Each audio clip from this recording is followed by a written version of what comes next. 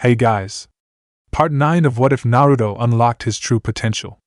Hit like and subscribe if you like this one, and also please check the author in the description. Let's start. We are pain, that's all. We are God.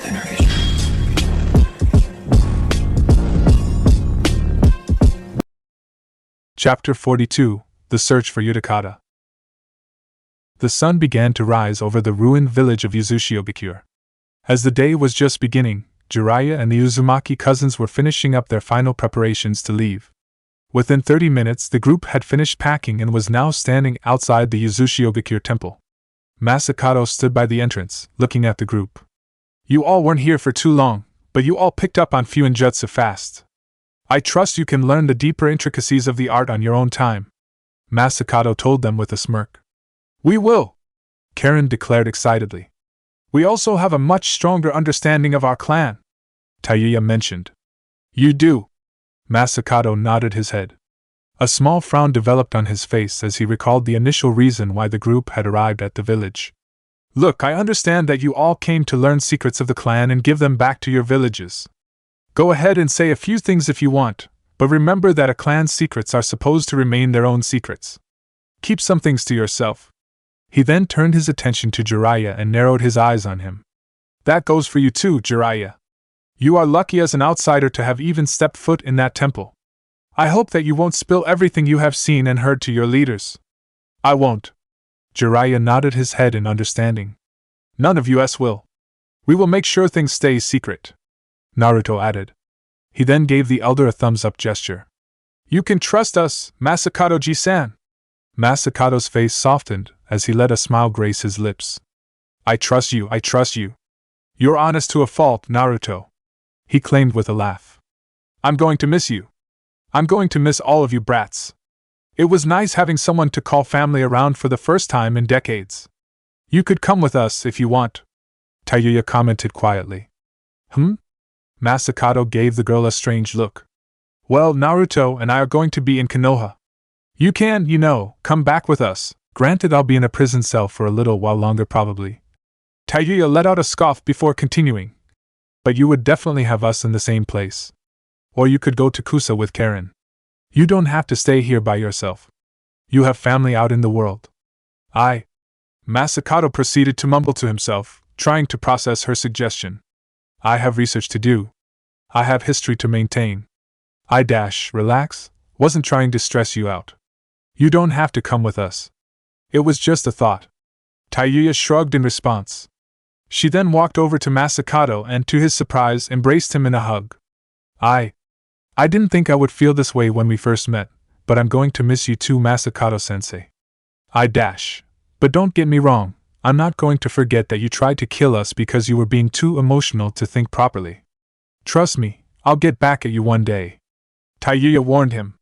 Despite her threat, she seemed to tighten the hug. Ha! Ha ha! Masakato started to laugh loudly in response as he returned her hug. I'd like to see you try.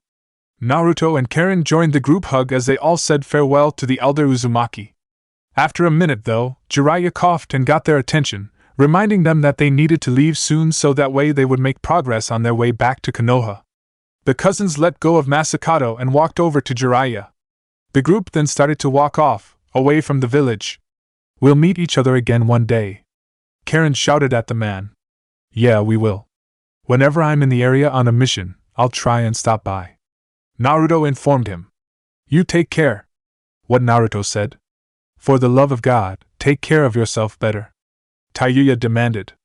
Your clothes are falling apart, and you fucking smell. Seriously, the next time I see you one day, you better not look like shit. I'll try. Masakato laughed in response at Tayuya's order. The Sandaime Uzukage waved goodbye as the group proceeded to leave him. He stayed outside, watching them leave until they disappeared over the horizon. With them gone, Masakato was now alone once again. The man remained outside for a moment, still staring in the direction the group had walked out to. A few moments passed before he sighed and walked back inside his temple. For a few days, Uzushiogakure felt alive. There was only 4 other people in the village, but that was enough for him. The company was appreciated and they were all great people. They were family, literally. Now that they were gone, though, the village was back to its usual empty atmosphere. Masakato handled living in this environment for over 2 decades. Now, after getting a brief reprieve from it, he didn't know if he could go back to living in it again. I should have asked them to stay. They probably wouldn't have, but I should have. He mumbled to himself. Or maybe I should have taken up Tagiya's suggestion. I couldn't, though. I have a responsibility to everybody that died in the village on the day of the invasion. I have a responsibility to focus all of my time on the time travel seal and go back to save them. I can't afford to go moving to some other village and forgetting about them. Masakato mentally scolded himself for entertaining the idea. But it would be nice to not always be this lonely. He sighed. The man needed to reflect. 3 days later, Terumi Mei sat quietly down at a desk in a plain, empty room.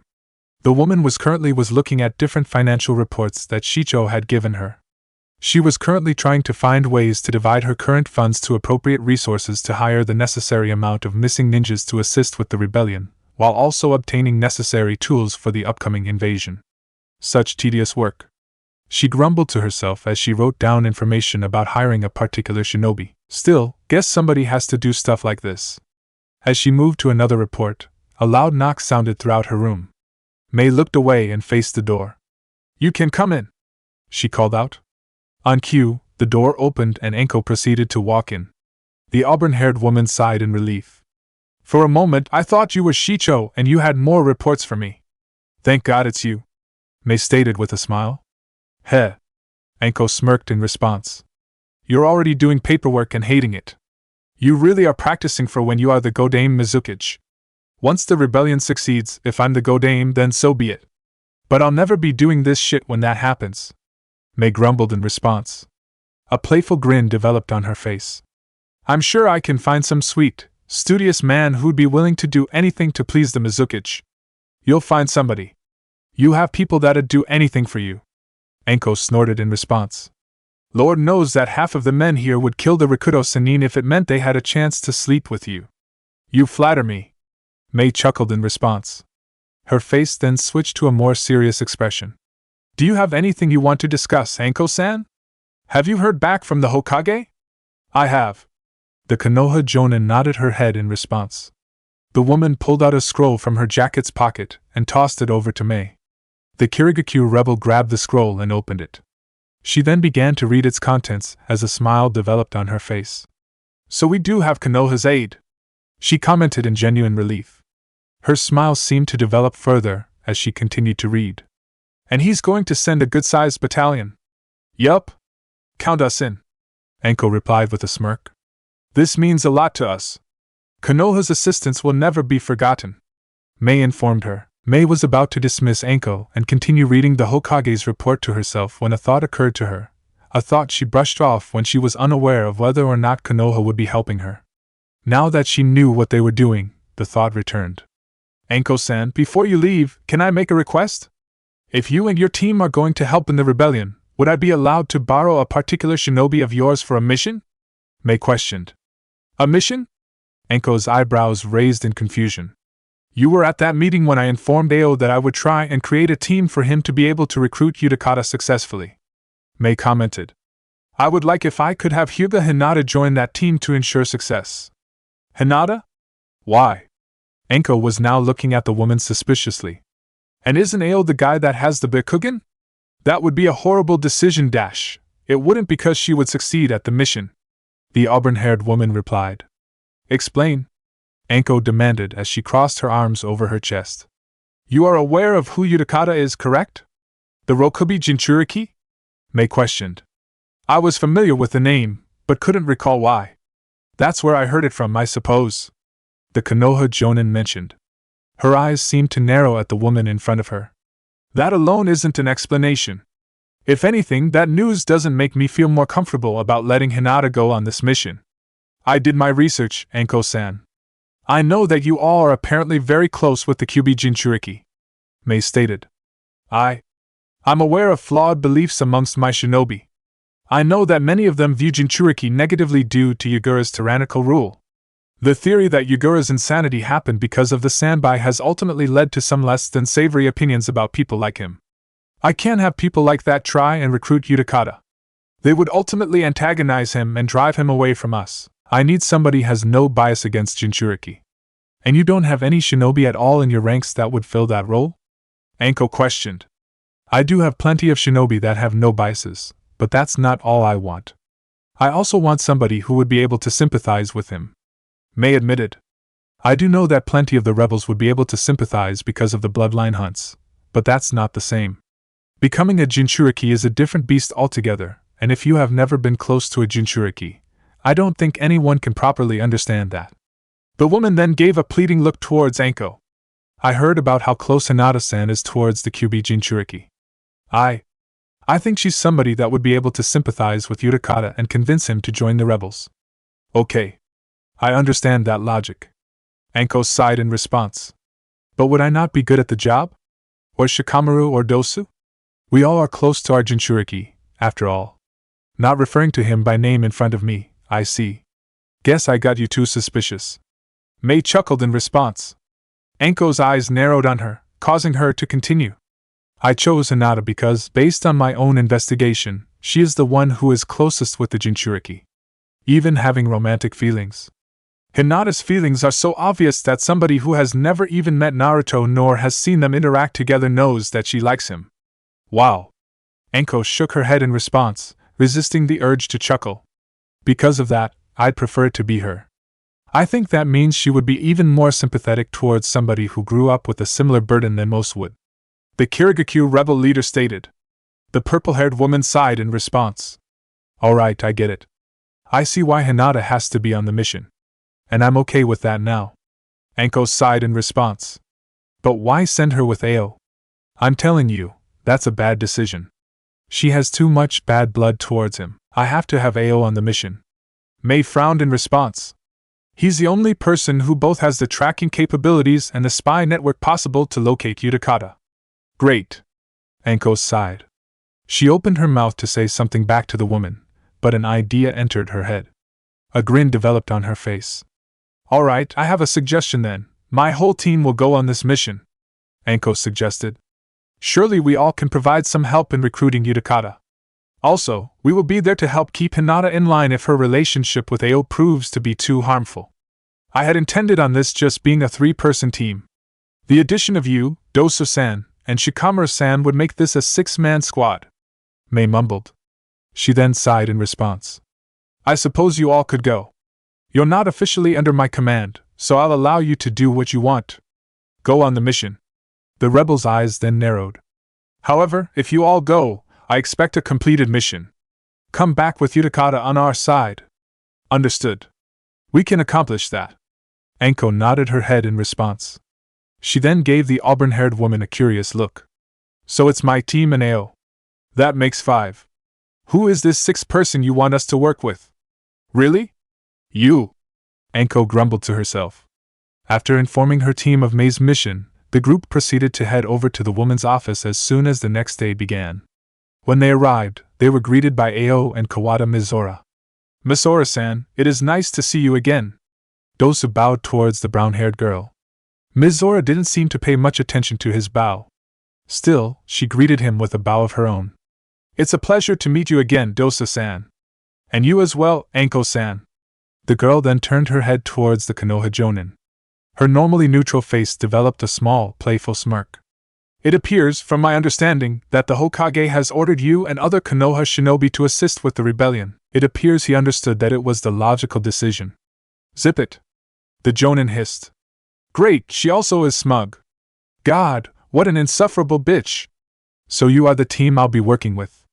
Ao commented, getting everybody's attention. The middle-aged man had a smile on his face as he held out his hand towards the Konoha shinobi nearest him, Hinata. The name's Ao. I've heard a lot of good things about you Konoha shinobi. Here's to a good mission. Hinata remained quiet. She stared back and forth from Ao to his hand.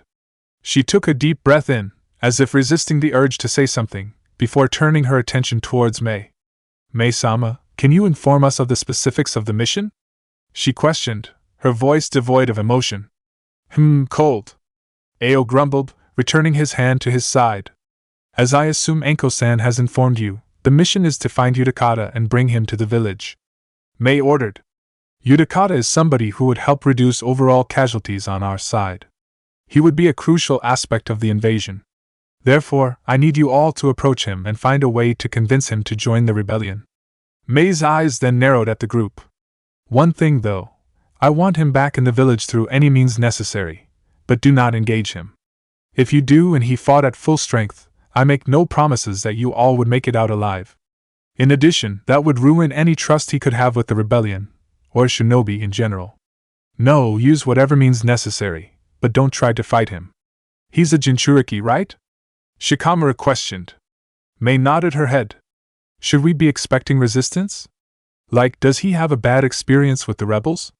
As a group? No. The rebels have left him alone, and he has no reason to dislike us. However, you are all familiar with Jinchuriki, right? The rebel leader questioned. The 4 Konoha shinobi nodded in affirmation. Then you must understand that Utakata had problems with discrimination growing up. Ultimately, Kirigakure's descent into the village it is today under Yagura, along with some falling out he had with his now-deceased mentor, Harasame, led him to leave the village and become a wanderer. He's somebody who does not like interaction with people, and will resist any attempt to make him interact with more people. He's antisocial, then. Anko sighed in response. Whatever. He can't be any worse than Han. This should be doable. Do we know where we would find him? Dosa questioned. Ao? May turned her attention to the middle-aged man. I did my research, yeah. Apparently, he is in Mizuno Kuni somewhere on the main island. His last sighting was nearby a small village in the north. My sources have also said that he is accompanied by a young woman roughly around his age. Maybe a few years younger. Ao reported. She is more identifiable than him, though, so I'm going to approach finding Utakata by trying to find her. Utakata is with a woman? May blinked in surprise. Did he find love? Masama. I have a question. Hinata spoke, interrupting May's thoughts before they could develop in detail. We aren't simply bringing you a tool, right? You aren't using Utakata-san as a tool? What does it matter if she is? Ao asked with a shrug. The Rokubi was put in him to make him a tool. That's what he is. Hinata turned to face the man. The emotionless look in her eyes was replaced with a cold, angry glare. It matters because Jinchuriki are human just like us. They aren't tools to be used and thrown away. She hissed in response. Ao returned her glare with one of his own. Yeah, they are. We all are. Before being a Jinchuriki, he is a shinobi, and all shinobi are tools. Our master will use us until we are worth nothing, and then we'll be thrown out. Of course you would have such a belief. Hinata rolled her eyes. What's that supposed to mean? Ao demanded. Enough! You are here to work together, not pointlessly squabble. You both look pathetic to me at the moment. May shouted. The woman obtained the full attention of both Ao and Hinata. The 2 shinobi looked embarrassed, but still seemed rather agitated. Neither were looking at the other. May sighed at their behavior, but ignored it to continue talking. To answer your question, Hinata-san, no. I want to have Utakata assist us in the invasion, and after that, he can do what he pleases. If he wishes to become a shinobi of Kirigakure again, then he may. If he wants to stay a wanderer, then he may, and I will not label him a missing ninja. All I ask of him is to help with this one battle and nothing more. She stated. Please inform him of that when talking to him. I want him to understand that I mean no harm to him and I want to work with him. Understood. Hinata bowed her head in understanding. A small smile developed on her face. I hope you are being honest. If he grew up in any way like Naruto-kun, then he deserves a life that makes him happy, not a life of being a tool. Any other questions? The rebel leader questioned the group of 6. Each member shook their head. Then you are all dismissed. Report to the village entrance in 1 hour and begin your mission. All 6 shinobi replied with a nod and understanding before leaving to make their final preparations for the mission. The Konoha shinobi walked back to their room in the inn quietly, not attempting to talk much. Hinata was in a foul mood, which affected the normal relaxed conversational environment. After arriving at the inn, they organized their belongings and weapons quickly. In a few minutes, they were ready to head out on their mission. You all good? Anko questioned her team. Dosu and Shikamura nodded silently to their captain in response. Hinata, in contrast, just scoffed in response. I'm as good as I'll ever be, she grumbled. Hinata. Anko said the kunoichi's name sternly. Calm down. I'm trying. But he's even worse than I thought he'd be. Hinata exclaimed. To him, people like Naruto-kun are just tools to be used. That's unacceptable. He's a dick. He's an absolute dick. Anko interrupted the Hyuga's rant. But we have to work with him on his mission. So Hinata, please I'm trying not to hate him. I really am. Hinata shouted, her eyes starting to water up. But his beliefs about the Jinchuriki and the fact that he has the Byakugan. I can't stop myself. I am sorry. I don't want to, but I can't help myself. I'm Hinata, you didn't let me finish. Anko spoke loudly and sternly, getting Hinata to stop talking. There is nothing wrong with hating somebody. It's an emotion, and it doesn't make you a bad person.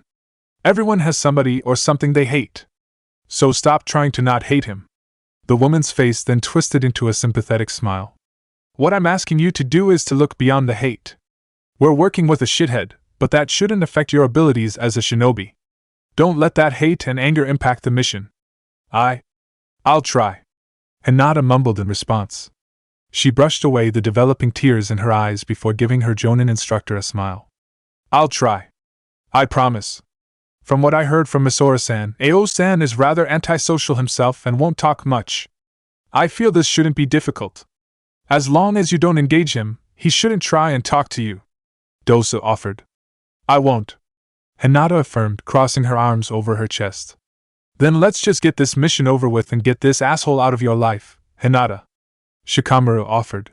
He put his hand on his shoulder in a comforting gesture. Regardless, we're here for you if you need someone to just rant to and take some of the anger out. I really appreciate that, Shikamaru-kun. Hinata admitted with a smile. She turned to face both Dosu and Anko as well. Thank you all. Thank you so much. We're a team, it's what we do. Anko shrugged in response. Anyway, now that we have that addressed and we're all ready, let's head over to the entrance of the village. Maybe if they finished, we can get the mission started as quickly as possible. Anko's subordinates nodded in agreement.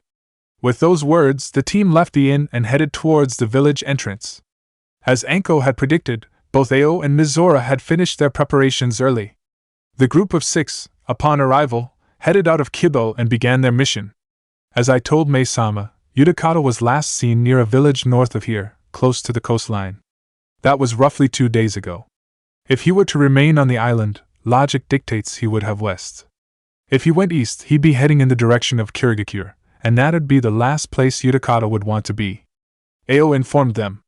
Is there any possibility that this Utakata-san would have went to the village to get a boat and move to another island?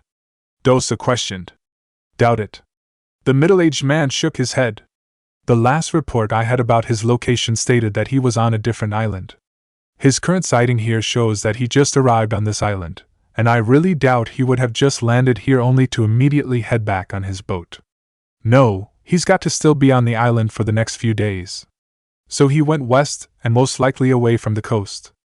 I'd assume that means he would have gone to a village like Hitachi. Mizora threw out her opinion. That's what I was thinking. Ao nodded his agreement. Hitachi? Shikamaru questioned. It's a small village deep within the marshlands. Not a very well-known village and has little interaction with the rest of Mizuno-kuni with the exception of Yagura's troops coming occasionally for bloodline hunts. Mizora explained. Utakata was always somebody who preferred solitude. If he were traveling somewhere in the country, I'd bet it would be there. Why though? Shikamaru continued to ask questions. Would he have any reason to come to the country to go there? I'm not for certain, but it makes sense if that's the direction Utakata would go in, and considering that he's a person who would not want to go to a heavily populated area in the country. The kunoichi shrugged in response. Well, we have a destination where we think he could be. We'll head to Hitachi first and check for information. Ao declared. If we travel at a steady pace and stop only once to prepare a meal, we should arrive there tonight shortly after nightfall. So let's head out that way. The group of 6 proceeded to move in the direction towards the village of Hitachi. Ao led the group at the front. Dosu, Shikamaru, and Anko were directly behind him and remained in the center. Hinata and Mizora were both at the rear. They, along with Ao, were paying attention to the environment around them and were preparing for any possible conflict. After traveling for 4 hours, the group came to a stop. As Ao had suggested, they were going to take a small break to prepare their meal for the day. The middle-aged man caught fish from a nearby lake and quickly cooked it. The group of 6 began eating their meal. They remained in silence as they quickly ate the fish. After finishing his portion, however, Shikamaru decided to break the silence. "I still find it eerie how deserted this country is," he noted. "We haven't seen a single person since we started out. Not even a single passing traveler? Or even a bandit? It's not safe. Even bandits are aware of that fact." Mizora replied with a shrug. "Any given location could become the next battleground between Yagura's troops and Mei-sama's rebels. Nobody wants to get in the crossfires. Some things will never change, I suppose," Ao mentioned with a bitter chuckle. "This is exactly what Mizu no Kuni was like during the Third Shinobi World War." "Were you a veteran of the war?" Anko questioned out of curiosity. "Of course." The man nodded his head. A frown developed on his face. "This civil war is nothing compared to that. You kids think Yagura is bad? You should have seen the Sandaime Mizukage. We were all his tools to engage in war. And back then, nobody had the bright idea to try and rebel against him. We just let him march us off to our death against Iwa, Konoha, Suna, or Kumo shinobi. I'm lucky to have even survived the damn war. Most Kiri shinobi didn't." Another bitter chuckle escaped the man's mouth. "Yagura was the one who finally disposed of the Sandaime Mizukage, and we thought he was going to usher in a new era for Kiri, an era of hope. How ironic. If anything, he worsened all the problems his predecessor caused and was the one who truly divided the nation. Your country and village have a most unfortunate history," Dosa commented, trying to come up with the right word. "It's called the Village of the Bloody Mist for a reason." Ao sighed. "Whatever. It's just history repeating itself. I keep telling myself that because it makes fighting in the Civil War easier for me." He then let out a hearty chuckle. "If I survived the Third Shinobi World War, I can survive this Civil War." "Was the Third Shinobi World War where you got your eye?" Hinata spoke up. All eyes had turned toward the Hyuga. Hinata had not said a single word to anybody since the mission began. The girl didn't seem to notice everybody's attention. She was just staring at Ao, her eyes containing a weird mixture of emotionlessness and anger. "Hinata." Anko mumbled, hoping Hinata wasn't going to start something. "I did," Ao answered plainly. "Bastard took out my right eye, so I took his when I killed him." "It's not your eye," Hinata commented plainly. "Bullshit. I defeated him. Anything on his body was fair game for me to take." Ao replied dismissively as a scowl developed on his face.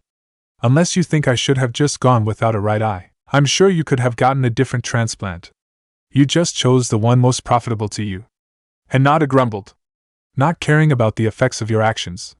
"Effects? What the fuck are you talking about?" Ao rolled his eyes. "Do you even know what the actions of people like you have done to the Hyuga clan?" Hinata questioned angrily. "Those actions are why the Hyuga clan started marking people. They're the reason why the Hyuga clan is divided into a main house and a branch house. The result of men like you who think our eyes are just a tool to use. It goes with the territory of being a shinobi. When you die, the person who kills you has access to anything on your possession.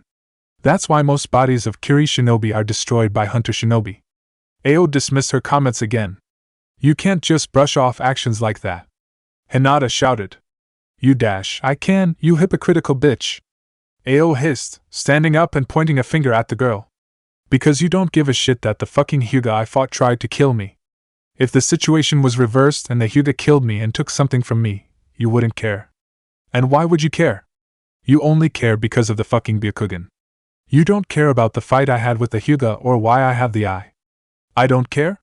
the Hyuga heiress questioned angrily. "Yeah, you don't," Ao declared as he stood up and started to walk close together to her.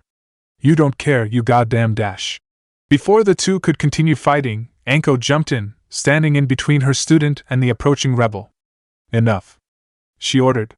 "Your bickering is unfit for any shinobi, regardless of rank," Mizora stated dismissively. "Such pathetic fighting over a useless eye of all things." "Useless?" Hinata questioned in surprise. "It has a purpose and you know it, Mizora."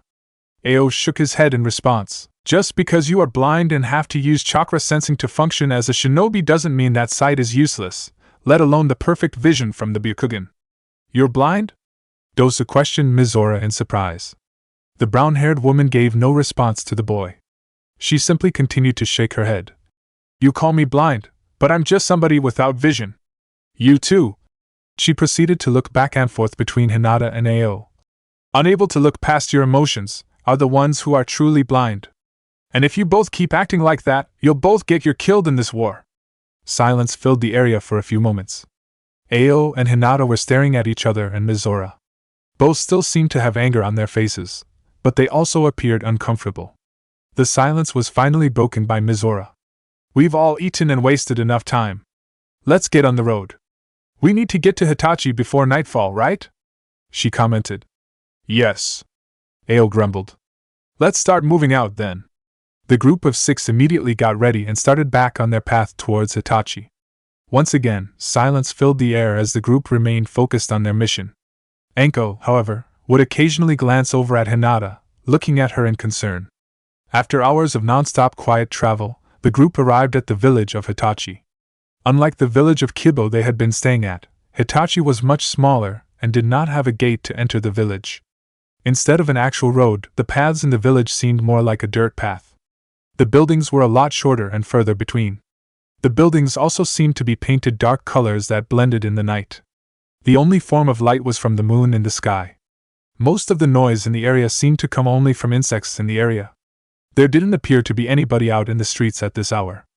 All right, we're here, Ao declared with a sigh. I'm going to go contact a few of my spies that are in this village and ask about Utakata.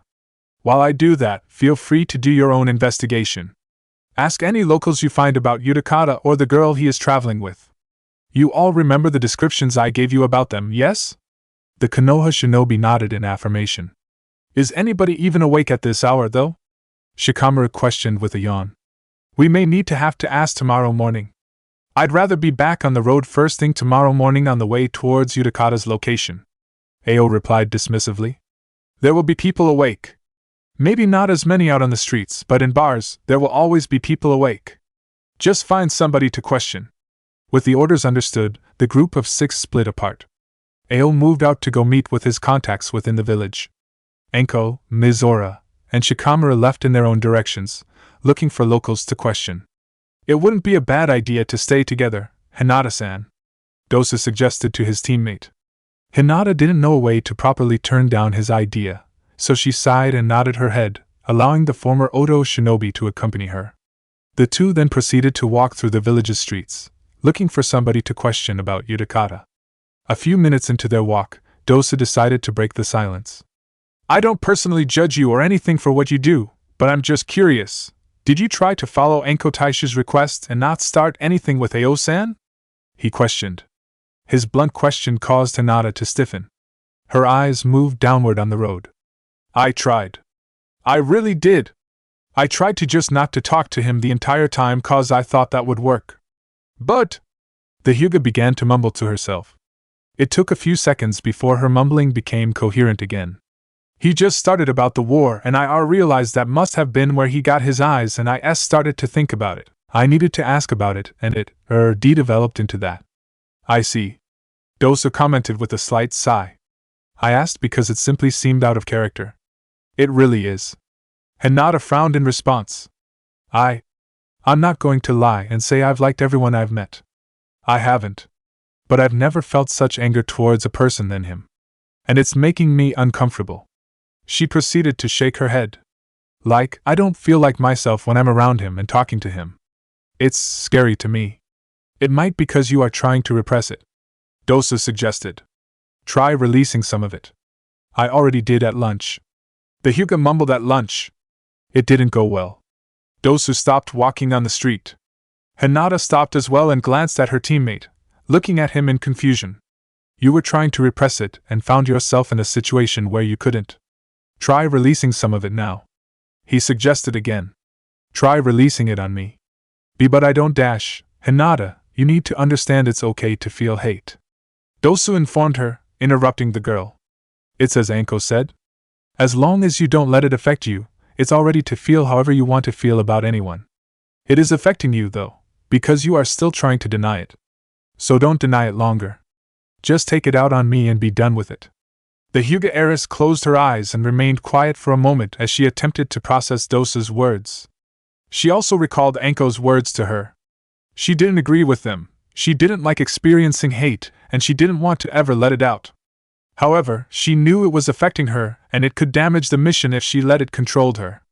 I don't know what to do about it. I don't think there's anything I can do. Hinata sighed. So I guess I should just try taking Dosa's advice. Another moment of silence passed by before Hinata opened her eyes. She instinctively activated her Byakugan and narrowed her now active eyes on Dosu. People like him have ruined the Hyuga clan, she shouted. They are the ones who created the need for a seal to brand clan members so the Byakugan wouldn't get stolen. This led to the division of the clan and the distance between main and branch Hyuga. People like him are the reason why Niji and I-san and I have to fight an uphill battle to fix our clan. Meeting Ao-san, I think, has triggered some other latent emotions that she had been repressing. Emotions directed towards her clan. Dosa realized. In an attempt to release all of this pent-up anger, he decided to prod her to continue. And how does this make you feel? Angry, Hinata admitted, tightening her hands into fists. No clan should be divided like our clan. We're family, but we all act like shaky allies instead. We're just working together and keeping an eye open, looking for any signs of bad behavior. It pisses me off. And you think Ao-san is responsible for this? Dosa continued to question.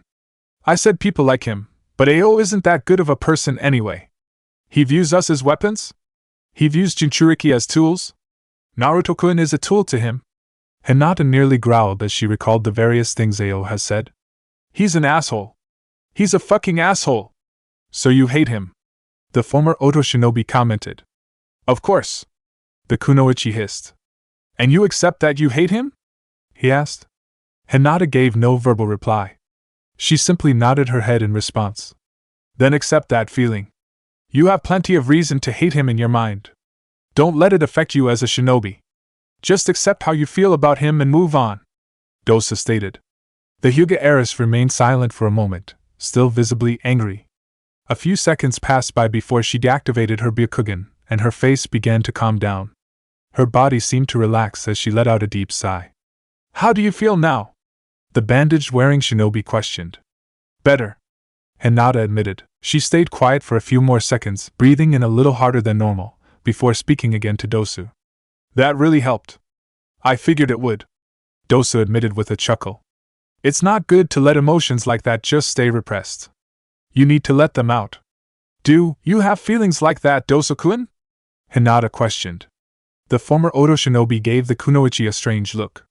The time she had referred to him by name, she had always used the san honorific. He was confused, but didn't spend too much time thinking about it. He didn't want to ignore her question. Of course I do. Believe it or not, I have a lot of hate and anger deep within me, he mentioned with a shrug. But I accept it. They're real emotions based on my life. I'm not going to act on them. I just know that I have those feelings and accept them. They're a part of me for a reason. I see, Hinata commented in understanding. She then let a small smile develop on her face. I really appreciate you talking to me, Dosa-kun. I really needed that. There's that honorific again, Dosa noted. He then shook his head before verbally responding to Hinata. We are comrades, Hinata-san. Do not thank me. Although we probably do need to focus on the mission now and see if we can find out something about Utakata. Hinata nodded her in agreement. The two Konoha shinobi then proceeded to keep moving on the street, looking for anybody they could ask questions to about Utakata. As they walked, though, Hinata seemed to have a relieved smile on her face. It's just how I feel. It's not a bad thing, she told herself. She had tried to repeat those words to her since Anko had first talked to her. This time, however, she actually believed them. An hour and a half had passed by before the group met up with each other again at a local inn.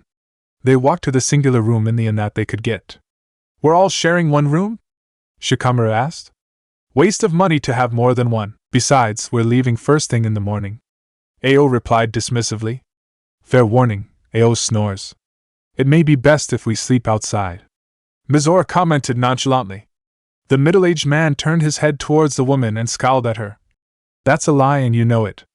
Or is it? The rebel replied with a slight chuckle. Is that emotion in her voice? She can laugh? She can be human? Enko mentally noted in surprise. Huh. Guess that's proof of a god and that miracles can happen. The group proceeded to get situated in the room, laying down their belongings and getting comfortable. A few minutes passed before they were all sitting down on the floor, prepared to discuss things. So I did manage to contact my sources here. As we expected, Utakata was spotted here earlier this day actually. Ao stated. Both he and the woman he was traveling were here during the morning and left sometime in the afternoon. It seemed as if they were going to stay here the night, and had a room in the inn until some of Yagura's troops stepped foot into the village. Yagura's shinobi are here? Anko questioned. The woman sighed in response. No, they're not here at the moment. Ao shook his head. They apparently left shortly after they came. But their presence apparently caused Utakata to cancel his reservation at the inn, and he and the woman he was traveling with proceeded to leave the village and head further west. Any other villages nearby? Shikamura asked. Negative. Mizora spoke up. Closest village would be more than a day's travel, and it's a decently populated one too, as it is on the coast. If I had to presume, he's probably somewhere in the swampland. Along with that woman. Anko mentioned. Which, by the way, I did find out some information about her. Apparently, her name is Hataru and she claims to be Utakata's student. Did she actually give her name and actually say she was traveling with him? Mizora questioned. The brown-haired girl appeared to be incredulous. That's ridiculously stupid. She may be the reason why Yagura's shinobi came to the village. Gossip travels fast and they may have heard that the Rokubi Jinchuriki was spotted in Hitachi. She definitely wasn't being smart by announcing who they were, but according to the people I ran into and asked, she was probably just simply excited and wanted to talk to people. Anko explained. The two apparently came out here so she can practice her water-style ninjutsu. Could she have not done that wherever they were? Shikamura asked. That seems rather reckless of them to come to this country just to practice. Hey, I'm just saying what I had heard. Anko shrugged in response. It doesn't necessarily matter anyway. Ao spoke up. What we know is that Utakata is nearby and we can probably reach him tomorrow morning. We will talk to him and hopefully convince him to assist in the rebellion. Did you hear anything about what direction Yagura's shinobi went? Mizora questioned. They apparently west. The man admitted with a sigh. They went in the same direction then. So there's a possible chance we may have to confront them. Dosa mentioned. Did you hear about how many shinobi there were? Hinata asked. Ao's eyes narrowed on the Hyuga. No. Then I guess we need to approach with caution then. We don't know how many potential enemies there are then. She replied. Yeah, we are going to have to. The middle-aged man sighed. They're being civil, I guess. They're talking and haven't resorted to passive-aggressive bullshit. Anko noted in surprise. A proud smile developed on her face as she turned to face the Hyuga. Good job, Hinata. We should probably get some rest then, Mizora suggested. We'll need to be fully rested to get out early and find Utakata and to potentially get into a fight with Yagura's shinobi. Agreed. Shikamura replied with a yawn. Sleep sounds nice. We'll get up before sunrise, so get rested. Ao stated. Also, even though we are in an inn, we need a night watch in case one of Yagura's troops is still here. After discussing a pattern for the night watch, the group prepared to get some rest. They had a busy day the next day that could potentially dangerous. There it is. And just before the day started, Jiraiya chuckled. After traveling for days, the Sannin and the Uzumaki cousins had finally arrived at Konohagakure just as the sun was hitting the village. The group proceeded to walk the last few meters away from the village. About time. I'm sick of sleeping on the grass. Taiyuya replied with a shrug. Come on, it wasn't that bad. Karen mentioned. I'd rather sleep in my prison cell. Taiyuya replied dismissively. I'm just glad to be back. Naruto replied with a chuckle. I'm excited to see how my friends are doing. We can do that in a little bit. First thing we've got to do, though, is report to the Hokage. The Sannin informed him with a chuckle. The group continued to chatter as they finished their walk. At the gate to the village, they were greeted by Kotetsu and Izumo. The two immediately approached them upon entering the village. Jiraiya-sama, I'm glad your team is back. Sandaime-sama was about to send one of his summoning animals out to Yasushio to inform you to return. Kotetsu informed the group. One of Jiraiya's eyebrows rose in confusion at that statement. Why? Has anything happened? Jiraiya questioned. You'll find out when you talk to him. Izumo answered with a shrug. Anyway, you and Naruto were asked to go talk to him immediately. I'll escort the other 2 members of your team somewhere where they can debrief about the mission. We're doing the debriefing? Karen looked at him in confusion. What the hell? Why aren't we giving it to the Hokage? And why aren't we doing it with them? Taiyuya questioned angrily. Sandaime-sama has more pressing matters to deal with, and they directly concern them. Kotetsu answered with a sigh. Anyway, if you both could please follow me, Izumo requested. Taiyuya and Karen, reluctantly, followed the Konoha Chunin towards their destination, where they would give a debriefing of the mission. Kotetsu, Naruto, and Jiraiya were now left alone. Well, you heard him. I trust you don't need an escort to the Hokage's office, do you, Jiraiya? Kotetsu questioned. I don't. The Sannin shook his head before turning to face Naruto. Come on. Let's see what that old monkey wants to talk about. Naruto nodded his head in agreement. The two then proceeded to walk off towards the Hokage's office. What? Jiraiya nearly shouted. Both he and Naruto, despite some joking, were concerned about their meet-up with the Hokage and wondered exactly what he had to tell them. The two of them were not expecting to hear his report about the situation in Mizuno-Kuni. So Anko-sensei, Hinata-chan, Shikamaru, and Doso are currently in the middle of a war? Naruto questioned with a frown on his face. The blonde was looking very concerned and frantic. Hiruzen nodded in response. They were on a normal B-rank mission that turned bad very fast in the worst possible way. With the direction their mission took and based on the actions they made, they are fighting in the war. And therefore, Konoha is fighting. And just right after the Tsunoto invasion. Jiraiya shook his head in frustration. This is just great. We can't go more than a fucking month without something coming up. My sentiments exactly. I feel like I'm getting older by day with each passing thing that happens. Hiruzen mentioned with a frown. If you two haven't gathered, I've already starting to organize an attack force that will join the Kirigakure rebels.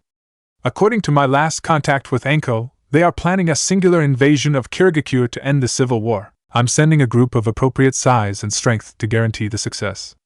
And I assume that means we are on in this army? Naruto questioned quietly. Jiraiya will be leading it. The Sandaime stated. Sarutobi-sensei, you know how I feel about things like this. Jiraiya scowled, crossing his arms over his chest.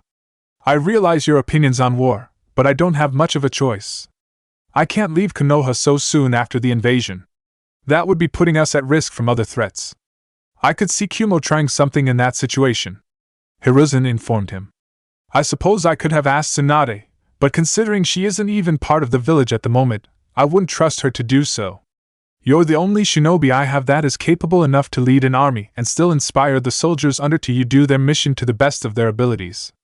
It needs to be you, Jiraiya. Fine. Jiraiya sighed in response. I don't like it. I thought I was done with war after the Third Shinobi World War. But I'll do it. And me? Naruto interrupted. His voice sounded desperate, and he looked a combination of anxious and angry. I'm in the army, right? You are. Hiruzen confirmed. Jiraiya's eyebrows raised in confusion. Naruto, on the other hand, simply sighed in relief. When do we go out? Naruto asked again. We were waiting for you all. I'll send out a message to the rest of the shinobi that you all arrive. You have 3 hours to be at the village gates, ready to move out to Mizuno-Kuni. Hiruzen ordered. Understood. Naruto bowed in response. That's all I had to discuss with you, Naruto-kun. You may be excused so you can finish preparations. The Hokage informed him. Naruto nodded his head again and proceeded to leave the room quickly. Anko-sensei, Shikamaru Dosu. Hinata-chan. I'll be on my way. You guys take care. He mumbled to himself as he hurried out the door to finish preparations. With the blonde gone, Jiraiya and Hiruzen were now alone. The Sannin gave the Hokage a confused look. This is dangerous, Sarutobi-sensei. Much more dangerous than the invasion. And, in particular, Yugura, by himself without the Sanbai, is a much more dangerous opponent than that Gaara kid when he was under the complete influence of the Ichibi. Jiraiya stated. Are you sure it's wise to let Naruto go on this mission? I understand the risks, but Naruto was going to find out about the situation in Mizuno-Kuni eventually. And the second he did, he would have probably simply gone despite orders to fight just to make sure his friends were safe. Hiruzen replied with a slight chuckle. If he stayed, then his head wouldn't be in the right place until the mission was complete. This works for the best, I believe. I trust him and I trust his strength. Naruto-kun won't die. The Hokage then gave a serious look to his former student. I trust you too, Jiraiya, to keep yourself and your army alive. While it's naive to assume that there won't be casualties, I trust you'll keep them at a minimum. I handpicked every shinobi that would be going on this mission. I want to guarantee that every single one of them will come back. I'll do what I can, Sarutobi-sensei. Jiraiya nodded his head in understanding. For everyone's sake, I hope that'll be enough. It will, Hiruzen replied. You're dismissed, Jiraiya. Make your preparations. The Sannin, once again, nodded in understanding before he left the room in a poof of smoke. Keep on the lookout for him, everybody, Ao declared as the group hurried out of the village of Hitachi. If they are really here to help that girl he's traveling with train, he's probably by a large source of water, Anko commented. Any lakes nearby? Aomori Lake, Mizora suggested. Not too far away from Hitachi. That would actually be a logical location for him to be at, I believe. Then let's head in that direction, Anko suggested. Got it. Ao nodded his head. The group rushed forward through the swampland to the west of Hitachi in the direction of Aomori Lake, looking for Utakata. They retained their original formation. Ao, Hinata, and Mizora were currently paying attention to everything around them, looking for any signs of Utakata. The group traveled for roughly an hour and a half straight before Hinata spotted something at the end of her vision. She noticed a large group of Kirigakure shinobi heading towards them. Guys, we have trouble! Hinata called out to her team. The Kirigakure shinobi are approaching. Everyone instinctively stiffened and prepared for combat. As the group continued to travel, Ao and Mizora also noticed the presence of the approaching group. A few moments passed before the two groups collided. Roughly 20 Kirigakure shinobi were present. Each of them were dressed in standard uniform and looked no different from the other. They did, however, all look varying degrees of tired and injured. A few of them had wide tears in their uniforms and were bleeding extensively from the skin underneath. Standing directly in front of the shinobi was a woman with blonde hair worn in a bun and kept together with a pair of chopsticks. She wore a bodysuit that was colored brown and blue underneath her Kirigakure flak jacket. The woman had on the standard Kirigakure forehead protector over her forehead and was holding a staff in her hands. Like the other shinobi with her, she seemed very tired and weak from combat. The group of Kirigakure shinobi had not seemingly expected to run into the rebel group. They all seemed surprised to see them. As soon as the surprise faded, frustration seemed to develop. Of fucking course this would happen on my mission, the blonde hissed. It goes to shit, and then I run into the goddamn rebels. I swear, the gods are out to punish me. Tomo, is that you? Ao questioned, recognizing the woman. The woman, Tomo, looked more intently at Ao. She, too, seemed to recognize him. A laugh escaped her lips. Well, if it isn't Ao. You're still a rebel? I'm surprised you haven't died of old age yet, she commented. You're not much younger than me, you know. You're 40. Ao glared in response. Who is she? She looks so familiar. Dosa's eyes narrowed on the blonde. As if understanding Dosa's inner questions, Mizora started to speak. Tomo, no surname, is a shinobi of Kirigakure who became famous near the end of the Third Shinobi World War. Known for her bojutsu, her skill with lightning-style ninjutsu, and her general ruthless behavior on and off the battlefield. Ah, don't say that. I can be a sweetheart when I want to be my comrades, Tomo mentioned with a smile. That smile immediately turned malicious as she gripped the staff in her hands tightly. However, you are all rebels against Kiri and some Konoha trash that are helping them.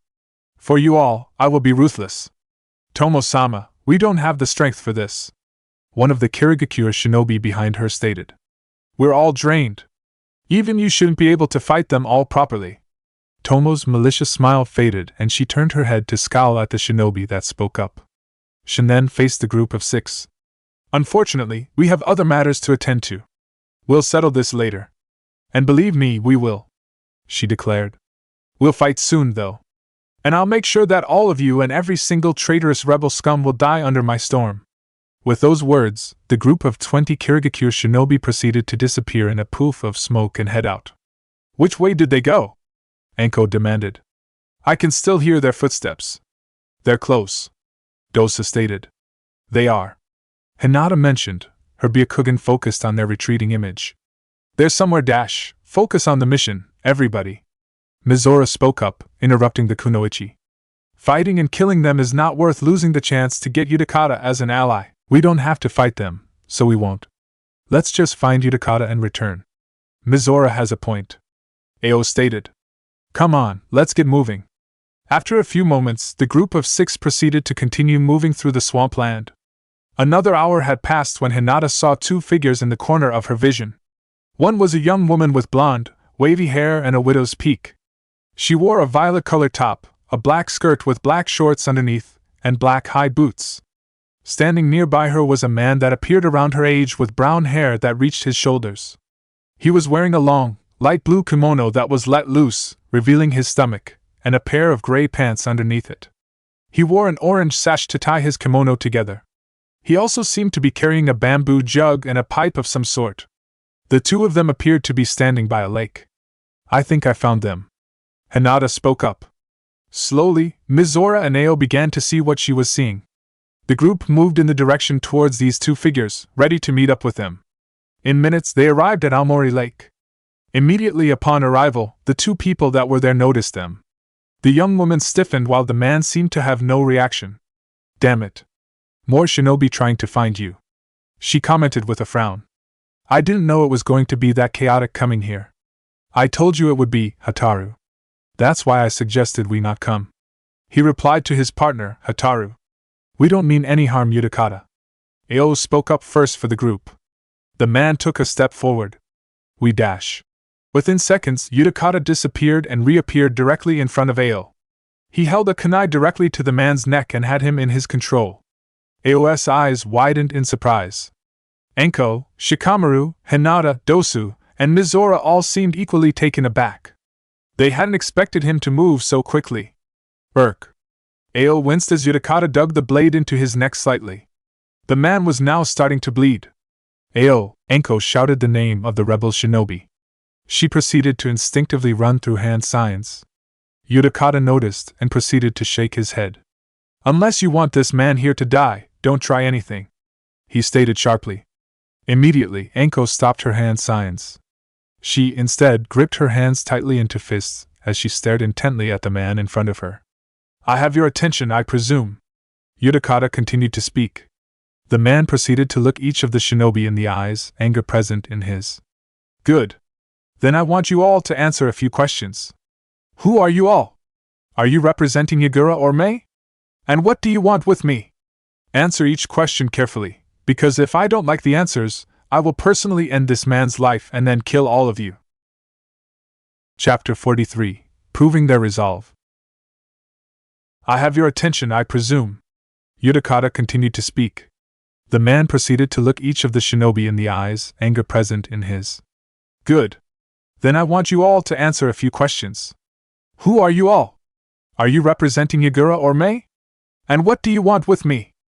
Answer each question carefully, because if I don't like the answers, I will personally end this man's life and then kill all of you. For a brief moment, silence filled the air. The Konoha shinobi and the Kirigakyu rebels were in thought, trying to come up with answers that he would find appropriate. They were in a precarious position and they couldn't afford to say something wrong. Utakata-sensei, don't you think you're being too harsh? Hataru asked nervously. You let those other guys go when they came to talk. I've told you multiple times, Hataru, don't call me sensei. Utakata replied. His tone had an edge that it had previously lacked when he spoke the word sensei. And you're right, I let those shinobi go, after I killed the other 40 that were traveling with them. 40? Shikamaru's eyes widened at the number.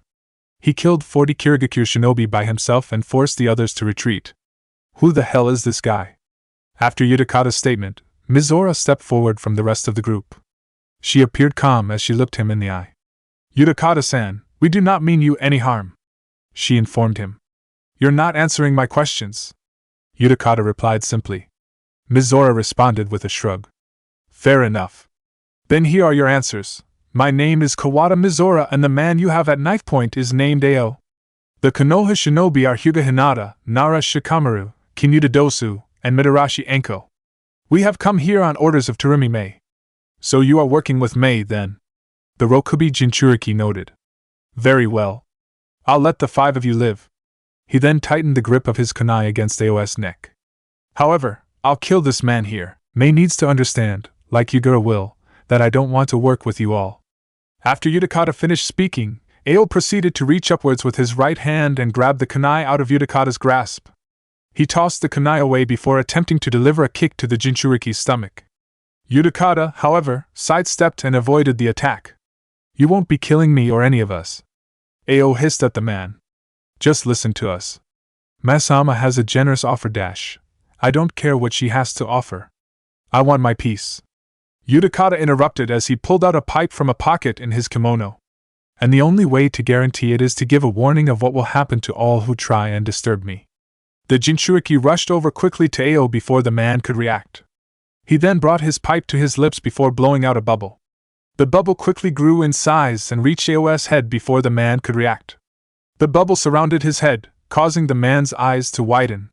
He then proceeded to start choking. Ao! Anko exclaimed. There's nothing he can do. He'll drown. He's a Kiri shinobi, so he'll probably last a little longer than most. Maybe 3 minutes max? Utakata mentioned with a shrug. Regardless, you all have until he drowns to leave. I won't follow you if you try. If you wait any longer though, I will kill you all. You! Anko hissed as she started to make hand signs. Let him go. No. The man shook his head. I already said I want Mei to understand that I don't want her bothering me. He'll be the example for that. Utakata, do you want to make an enemy out of her? Think rationally. Mizora hissed in response. I am thinking rationally. I simply want nothing to do with your civil war and want you all to understand that. So you should think rationally and get out of here. Utakata replied. Utakata-sensei, stop it! Hataru shouted.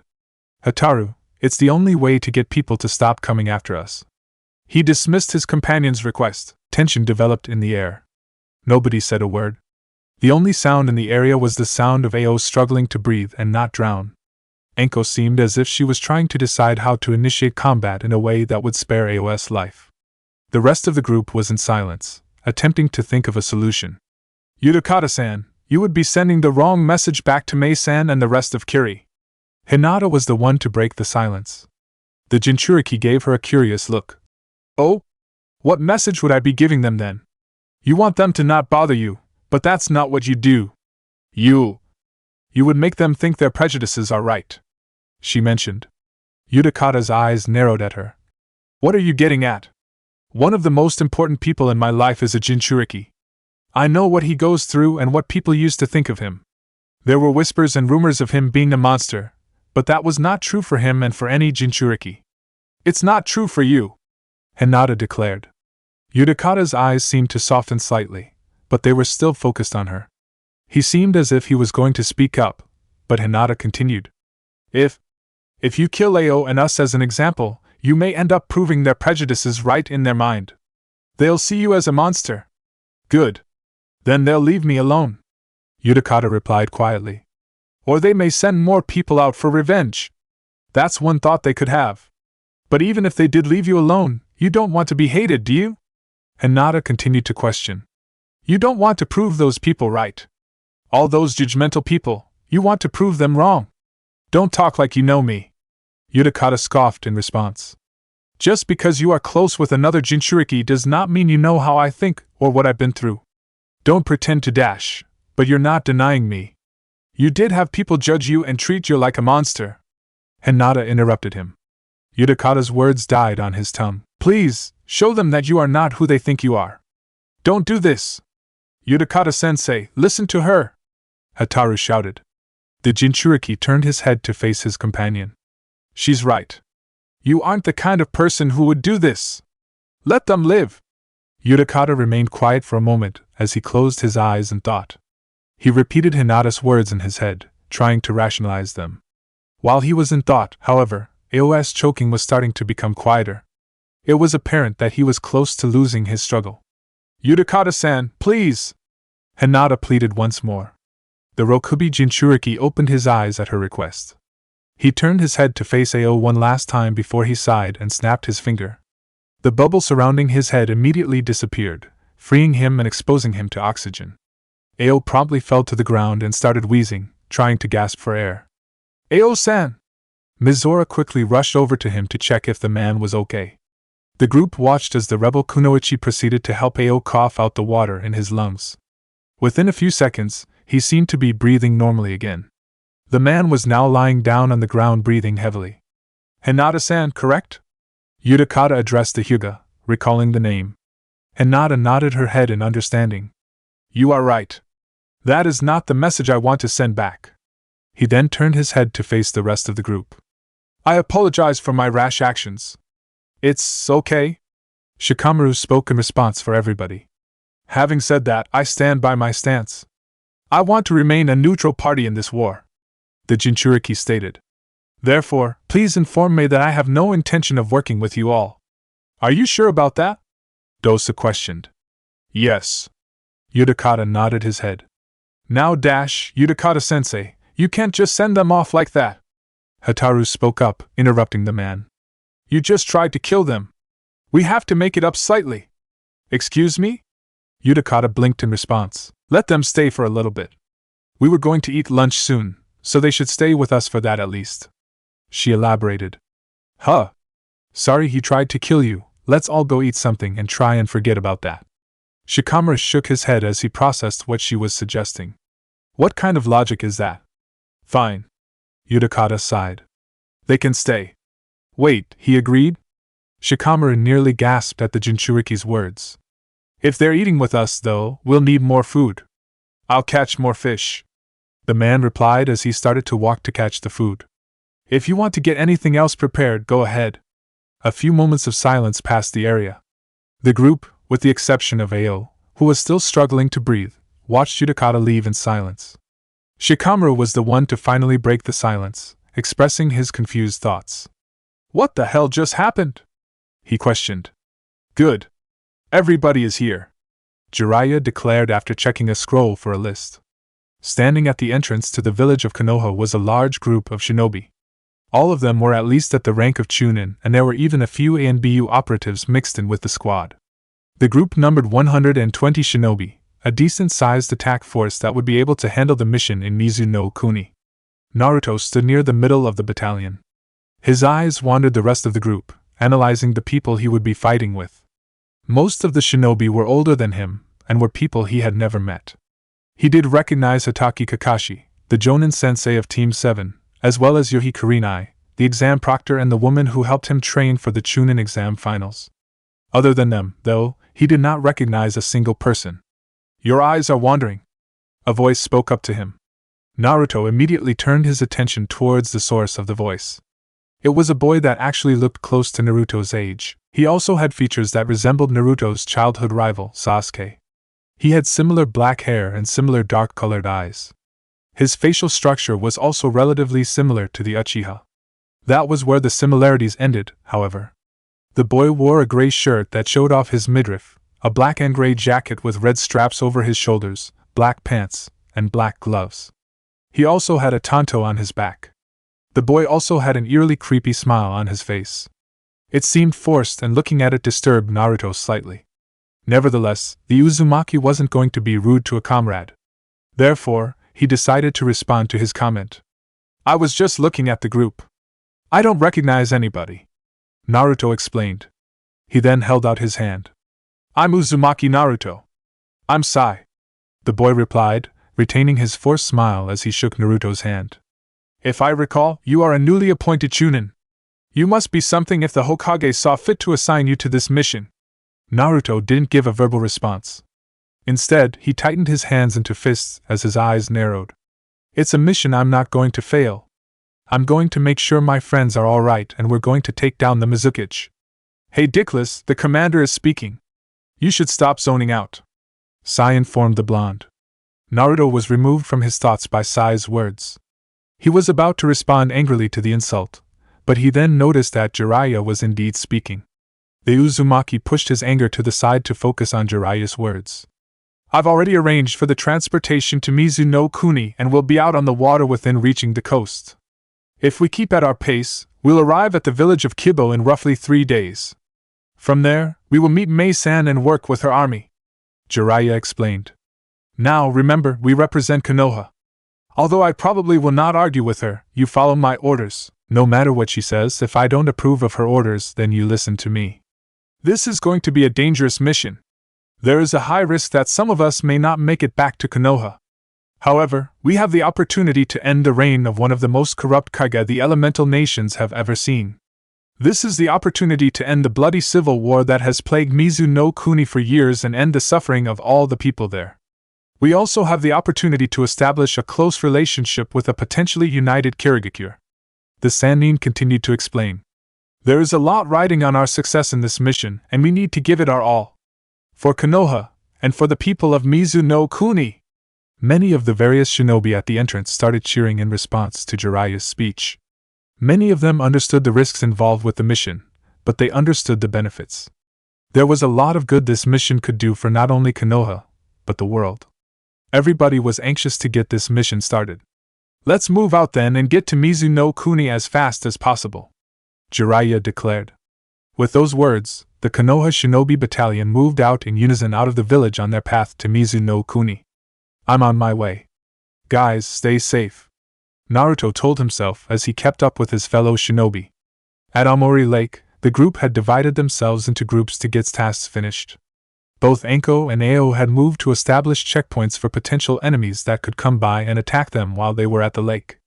Dosu remained at the lake, brewing a pot of tea. Ms. Zora stayed with him, uncertain about what she was to do. Hataru, Shikamaru, and Hinata were out together in the nearby swampland, looking for local herbs that could be used for their meal. I'm sorry again about all of that.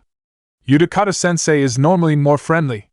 Being in this country has him more anxious than usual. Hataru apologized as they continued to move through the area. You don't need to apologize. You weren't the one who threatened to kill us, Shikamaru replied with a chuckle. But don't be mad at him for it either though, she exclaimed.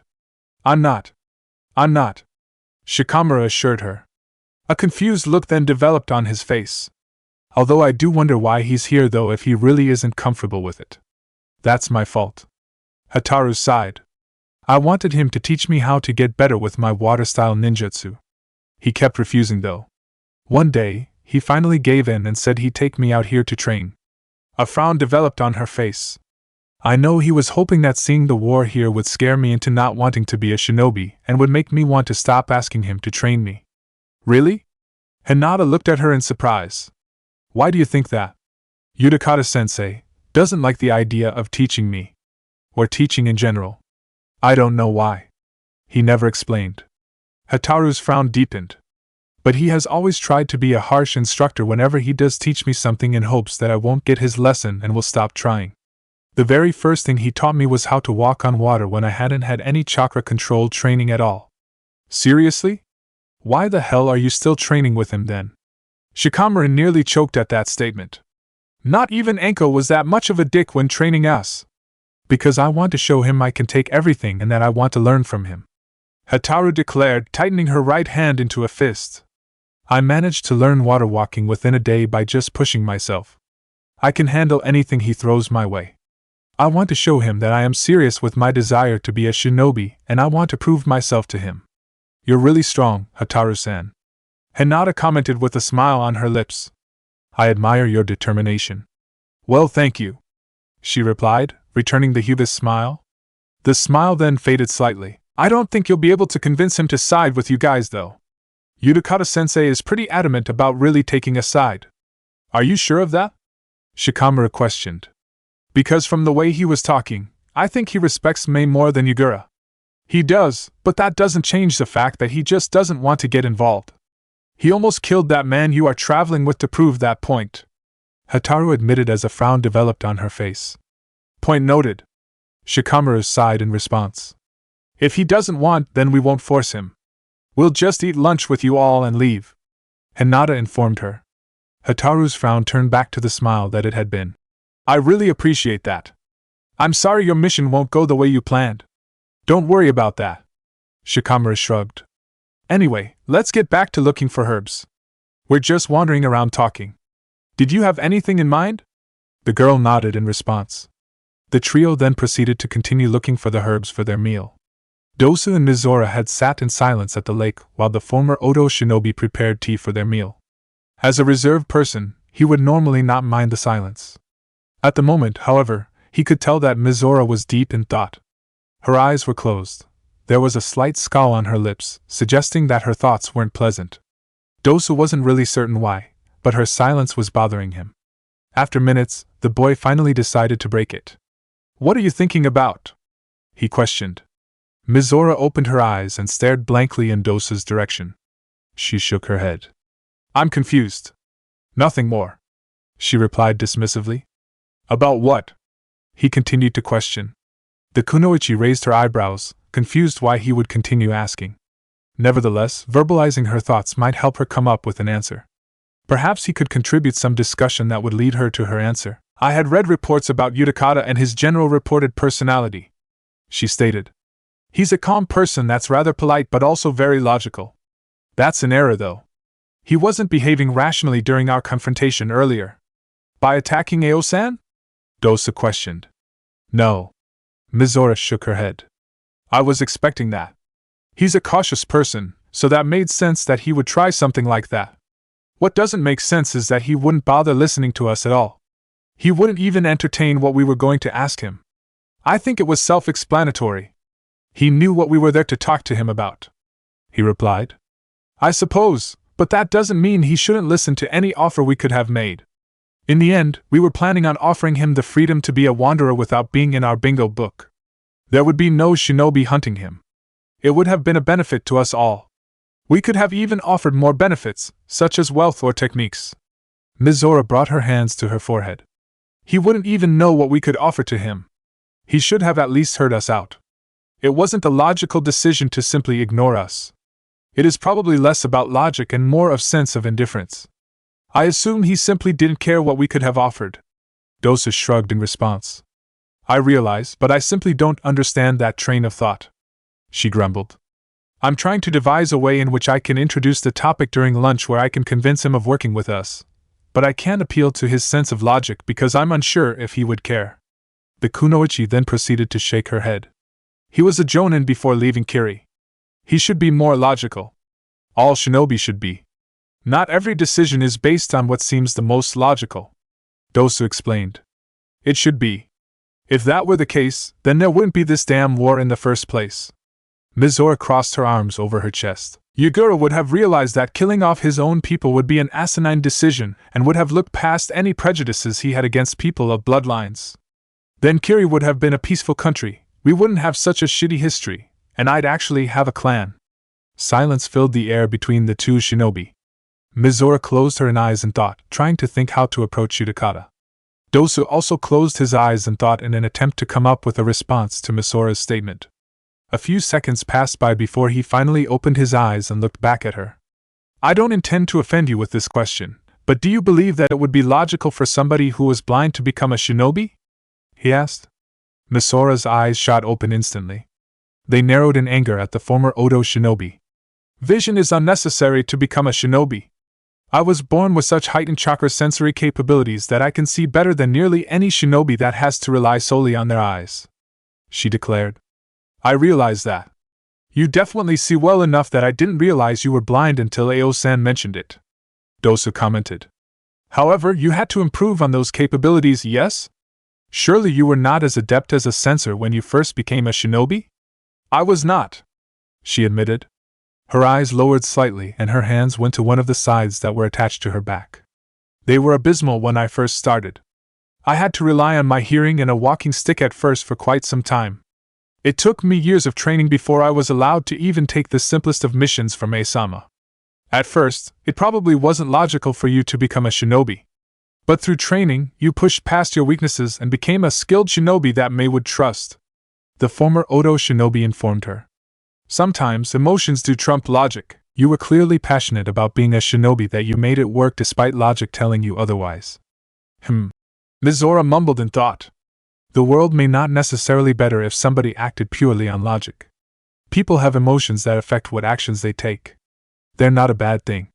It's why you became a shinobi, after all," he told her. Underneath his bandages, the boy was smiling.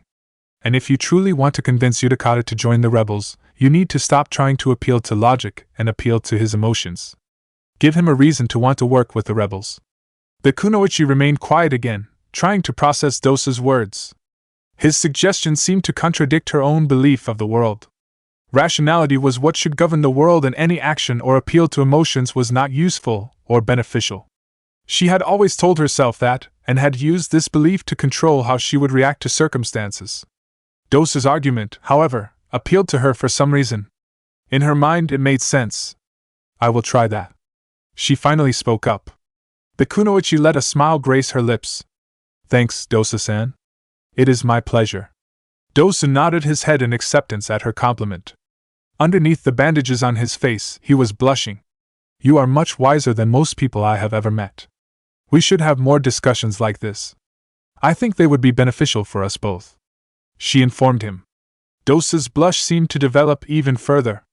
He opened his mouth to respond, but the words died when he heard an approaching noise. He turned around to find Ao and Enko arrive back at the lake. You two are back? Ms. Zora questioned. Yup. We set up some barriers around the area and Enko-san has a few clones patrolling the area.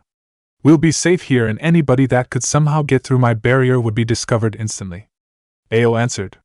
Despite the rather neutral statement he made, there was a hint of bitterness in his voice. The man seemed rather frustrated about his encounter with Utakata and seemed to resent the idea of being around the Jinchuriki for too long. Upon their arrival, Hinata, Shikamaru, and Hataru returned to the lake. They each were holding bags filled with various herbs. The group proceeded to come together. All that was left to do was wait for Utakata to return. 20 minutes passed by before Utakata returned, having caught 16 different fish. After he arrived, the group proceeded to prepare the fish with the herbs that Hinata, Shikamaru, and Hataru had found. Dosa then poured the tea that he had brewed into 8 cups. Everyone was then served 2 separate fishes and a cup. Not going to lie, I'm normally not a big seafood person, but this tastes really good, Shikamaru admitted with a chuckle. Hinata nodded her head in agreement. Mizu no Kuni fish is very fresh. It tastes better than any other country's, Utakata replied. One thing that was apparent at lunch was that Utakata appeared to be much more relaxed than he had been when they first confronted him. He was not the most talkative person, but he was polite and open to conversation if spoken to. It was a noticeable change in attitude that everyone seemed to notice. I have to say that this tea is probably the best I've ever had. And trust me, that means something, Hataru stated after she finished her cup. I must agree with that, Utakata added. You both flatter me too much. Dosa shrugged off their compliments. Nah, you clearly know what you're doing, kid, Ao mentioned. He had already finished his cup and was pouring himself another from Dosa's teapot. He makes some of the best tea I've had, Enko declared. Not the best, but he's definitely up there. She then glanced towards the bandage-wearing shinobi. He appeared to be shifting in his spot uncomfortably. You wouldn't happen to be red under those bandages, would you, Dosu? Dosa's response was some incomprehensible mumbling, earning a laugh from the group around him. During the lunch, Mizora remained silent. She didn't eat much of her meal and was focused on her thoughts. When the group was nearly finished with their meal, Enko decided to shift conversation to a more serious topic. She took a final sip of her tea before turning her gaze to Utakata. So Utakata, what were those Kirigakure shinobi doing when they approached you? She questioned. We saw a couple of them fleeing from the lake after you killed most of them. They came for the same reason you all came. Yugura sent a group of people to approach me with an alliance. They thought that being a Jinchuriki like him, I would want to side with him, Utakata answered. Clearly that was not the case, Shikamaru commented. I don't want to take any side. The Rokubi Jinchuriki affirmed his position. I've already been involved with Kirigakure enough that I want to simply leave it be. While I understand that position, can I voice my opinion? Mizora spoke up. All eyes turned to face the kunoichi. Utakata narrowed his eyes at her, but nodded his head, giving him her permission. This scenario goes beyond Kirigakure. People all throughout Mizu no Kuni are affected by Yugura. People with Kekkei Genkai are persecuted and treated like crap by people. Many of us have been hunted down and executed. I don't pretend to know what it is like to be a Jinchuriki, but I would assume I have experienced a portion of your suffering. Misora's eyes began to tear up. I can guarantee you anything. I can guarantee you that Mei-sama will leave you alone after the war is over. I can offer you all the money and techniques that I know, and I'm sure Mei-sama would reciprocate. I can offer my life if you want. Just please, help us end this war. Utakata did not respond. He closed his eyes in deep thought. He recalled images of his own childhood, growing up near the end of the Third Shinobi World War and having the Rokubi sealed inside of him by the Sandaime Mizukage, planning on using him as another weapon if the war continued any longer. He remembered the sneering of civilians and shinobi that only grew worse once Yugura became Mizukage and revealed his horrid plans for Kirigakure. This growing hate, along with Harasame's betrayal, were the reasons why he fled Kirigakure in the first place. He wanted to be left alone. He wanted peace. But was living in a world where even more people suffered the same persecution, possibly to a worse degree than his, a peaceful world he wanted to live in. Misora-san isn't trying to force you to work with the rebels. Hinata began to speak up. Utakata's eyes opened and focused now on the Hyuga. She wants to let you how bad you are needed. The rebels do need all the help they can get. I had been meaning to ask you, but you're a Konoha shinobi. Why do you care what side I take in the war? Utakata questioned. Because I sympathize with the rebels. I have a Kekei Genkai as well, and it's scary that if my clan was set in Mizuno Kuni and not in Konoha, we could have been victims of the same bloodline hunts. The Hyuga admitted. I want to do something. I want to do what I can to end the war and end all of this bloodshed. We all do. Ao spoke up, getting Utakata's attention.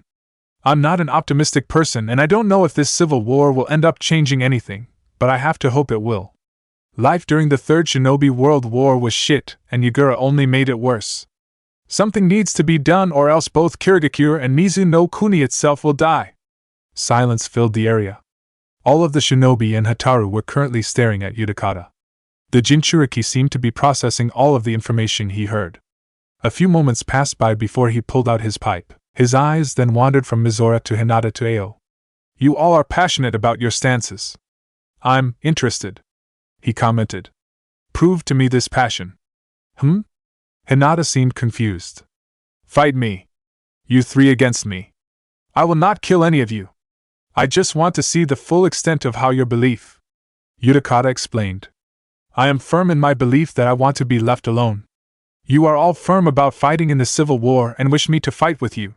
So, show me the full extent of your beliefs. Show me enough that you'll break my resolve to stay neutral. Just those three? Anko questioned, a frown developing on her face. Just these three, Utakata confirmed. With his declaration, Mizora, Hinata, and Ao looked at the man with visible determination. When do you want to do this match? Ao questioned. If we are all done with lunch, then now, the Jinchuriki suggested. Anko, Shikamaru, Dosu, and Hataru moved to the nearby trees to observe the fight at a safe distance. The only people present directly by the lake were Mizora, Hinata, Ao, and Utakata. The Jinchuriki brought his pipe to his mouth. In response, Mizora reached for one of her sides, Hinata got into her stance for her gentle fist, and Ao started to channel chakra into his hands. Both the Hyuga and Ao activated their Byakugan. Mizora, gripping her scythe with her left hand, raised her right hand into the air and made a singular hand sign. Ninja art! Hidden mist jutsu! Water began to rise from the nearby lake and changed shape into mist. The mist completely covered Mizora, Hinata, and Ao, hiding them from Utakata. The mist then began to spread over the battlefield towards Utakata. I know how this jutsu works, Misora-san. I was hoping for something a little more intriguing, Utakata admitted as he started to blow on his pipe. Water style, bubbles technique.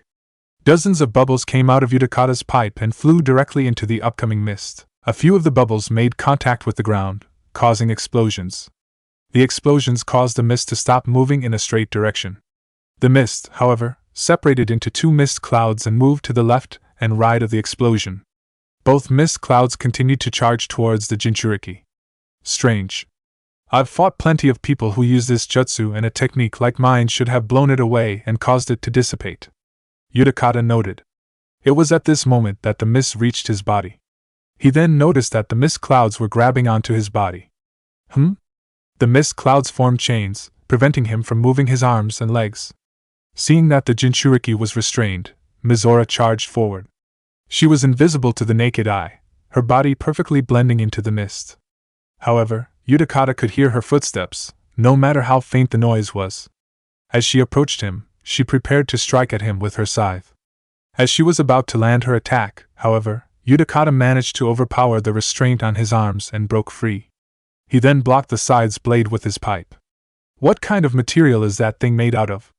Mizora mentally questioned. It should at least have a scratch on it. So she seems to have a much greater control of the mist than most people do. She is actually able to use it for other purposes than merely hiding herself. I wonder if this relates to the Kekkei Genkai she claimed to have.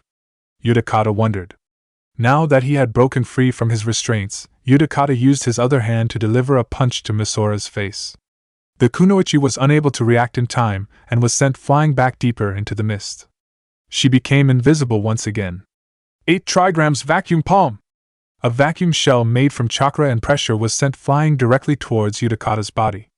The Jinchuriki immediately put more force into his feet and freed himself from the mist restraints on them. He then jumped out of the way of the attack before he could get hit.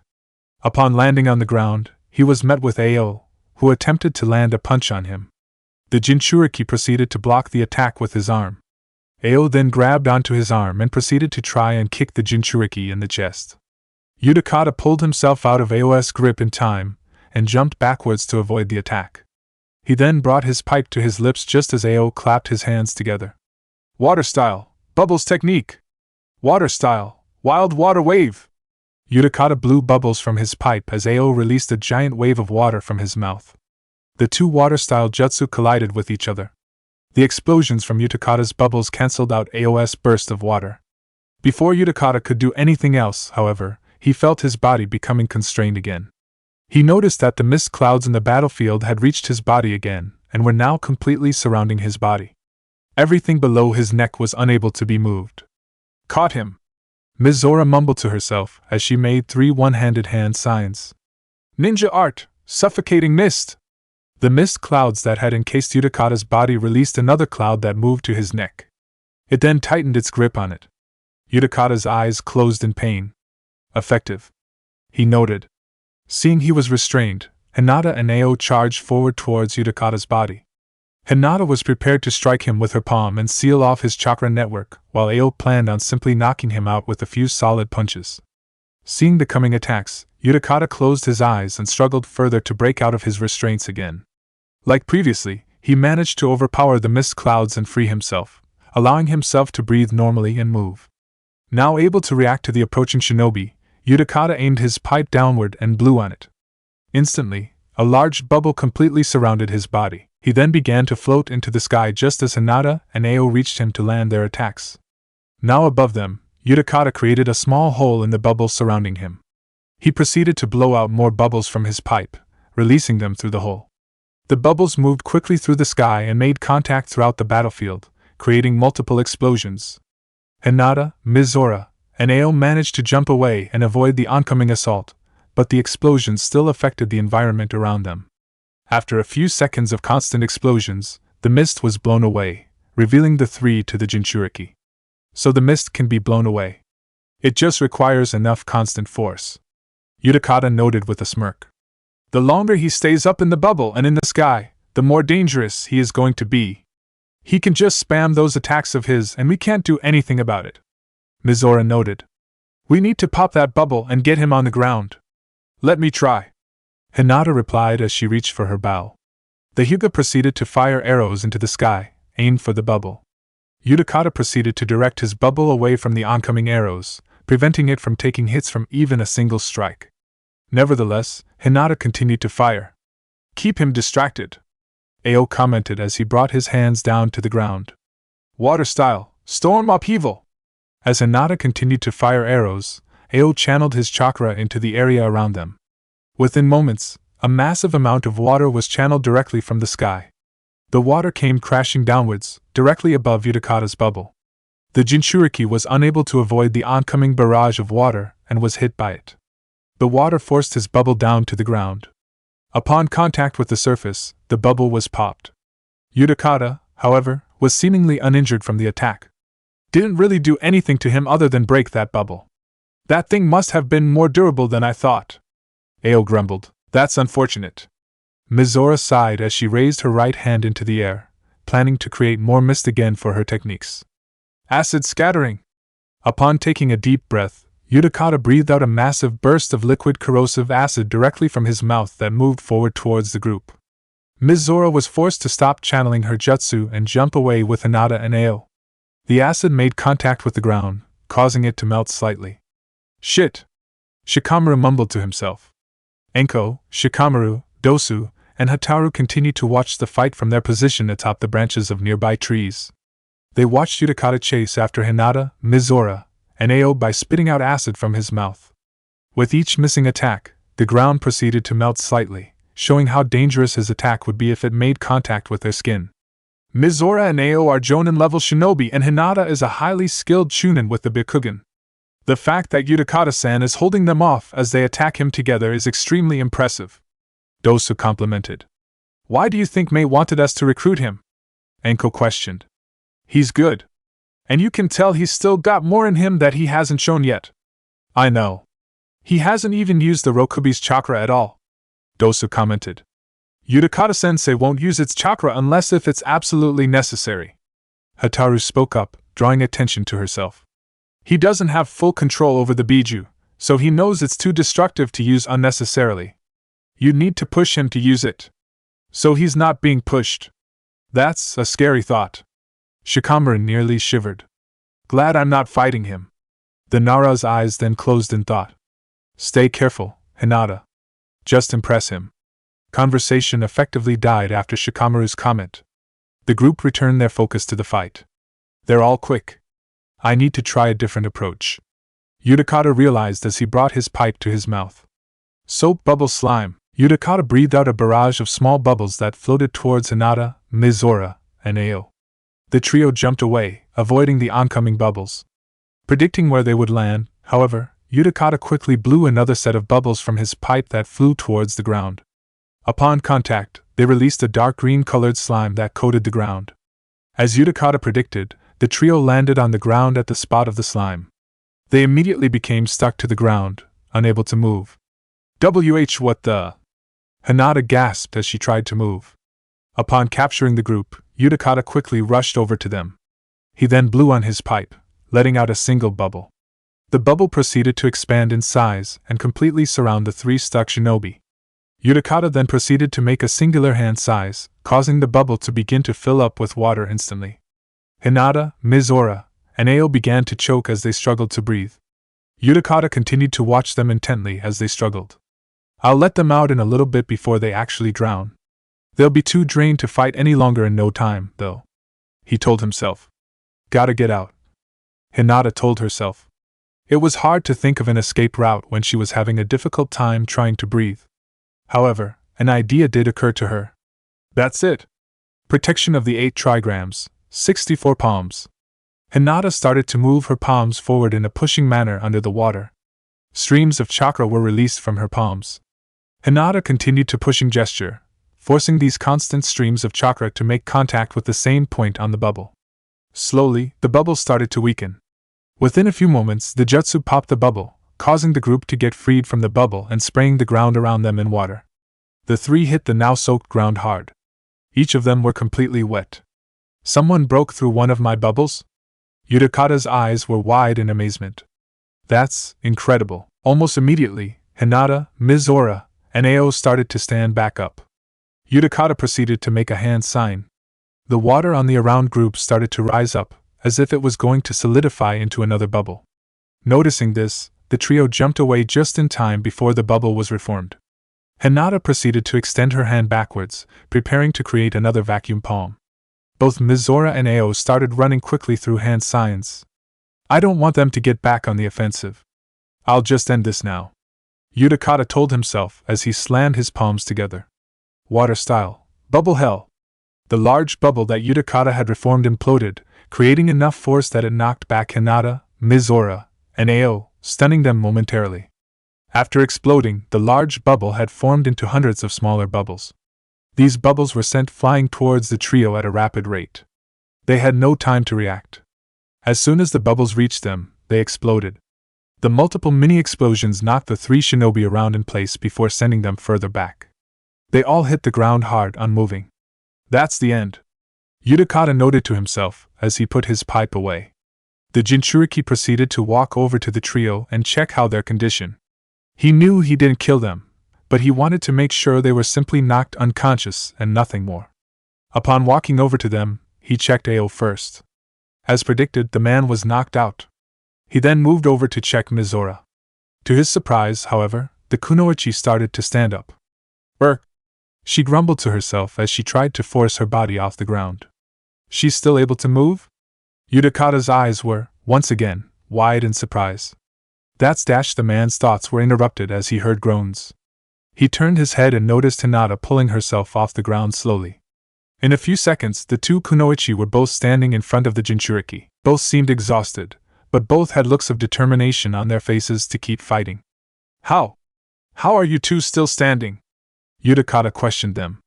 You said that you wanted us to fight and show how determined we were to fight, Hinata said between gasps. Yes, but this is foolish of you both. You honestly can't expect to keep fighting, Utakata informed them. But you said, we need to break your resolve and make you want to fight with us, Mizora mumbled. She took a step forward to the Jinchuriki. And I don't care how hard it is. No, we are going to show you how badly the rebels need you. Hinata nodded her head in agreement. So let's keep dash. The words on her lips died as the kunoichi found herself unable to combat her exhaustion. She fell to the ground, too tired to continue. Mizora took a few more steps closer to Utakata and attempted to reach for the second scythe on her back before she, too, succumbed to her exhaustion and passed out on the ground. Utakata stared at the two shinobi in awe. That's some dedication. I gotta admit. A voice spoke within Utakata's head. You got to admit that. I do. Utakata nodded his head in agreement. I really do. Ugh. The first sensation that entered Hinata's head was pain. There was sharp sensation going up her bodies. Her chest and her lungs, in particular, were the parts most hurting. It took her a few moments before she was able to overcome the pain, pull herself up from a laying position, and open her eyes. She was still at Aomori Lake, but she was lying on a blanket on the grass. The sun was now setting, showing her that she had been knocked out for quite a few hours. There was no sign of Utakata, Hataru, Enko, Shikamaru or Dosa anywhere around her. She saw lying next to her on another blanket was Mizora. She was still unconscious. Next to her was Ao. The man, unlike his fellow rebel, was sitting up and conscious. The man seemed to notice that Hinata was awake. He turned his head towards her. You're up too, huh? He questioned. The Hyuga nodded in response. What happened? After the fight, the others came by our side to check up on us. They then started to do little things to treat our wounds and make sure we'd be okay to travel by tomorrow morning, assuming we all woke up. They stayed by our side until I woke up. They then hurried off to collect some more herbs and stuff for healing. Ao answered with a shrug. Apparently Utakata is familiar with a bunch of medicinal herbs. I see. Hinata commented. While we are alone, I ought to say good job. Ao spoke up. Hinata looked at him quizzically. The man seemed to notice her confusion and decided to elaborate. In our fight against Utakata.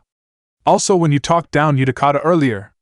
We may disagree on a lot of things, but I have to give credit when it's due. You're dedicated to the mission above all else and I respect that. Thank you. The Hyuga accepted his compliment. She then shook her head. But it wasn't all about saving the mission. It was about getting us out alive. It was about making sure you didn't die. No need to fake being cordial to me. The middle-aged man actually laughed at her response. I know you hate my guts. No need to lie about your motives for diplomacy. No, I'm being serious, she stated. Ao gave her a suspicious look. I find that hard to believe. Why would you care if I lived or died? You are right. I'm not fond of you. I don't think I ever will be. And I'm pretty sure that you feel similarly. Hinata started.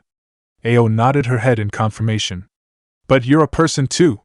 You're a comrade at the moment. And you have people that you are fighting for and people who want you back home. With that in mind, I can't let you die if I could do something to help save you. Ao looked down momentarily in response to her statement. He remained quiet, processing his words. A full minute passed by before he broke the silence. Mei-sama owes you for your service today, and I owe you for saving my life. So, thank you, Hinata-san, Ao mentioned. His voice was quiet when speaking, but Hinata heard the words. For the first time, she allowed a smile to grace her lips towards him. She was about to respond, but she then recalled the initial part of his statement. Why would Mei-sama be grateful to me? She asked. Ao finally turned his head back to face her. A grin was now developing on his face. We convinced him. Utakata is going to fight with us. What? Both Hinata and Ao turned their head to the third person in the area.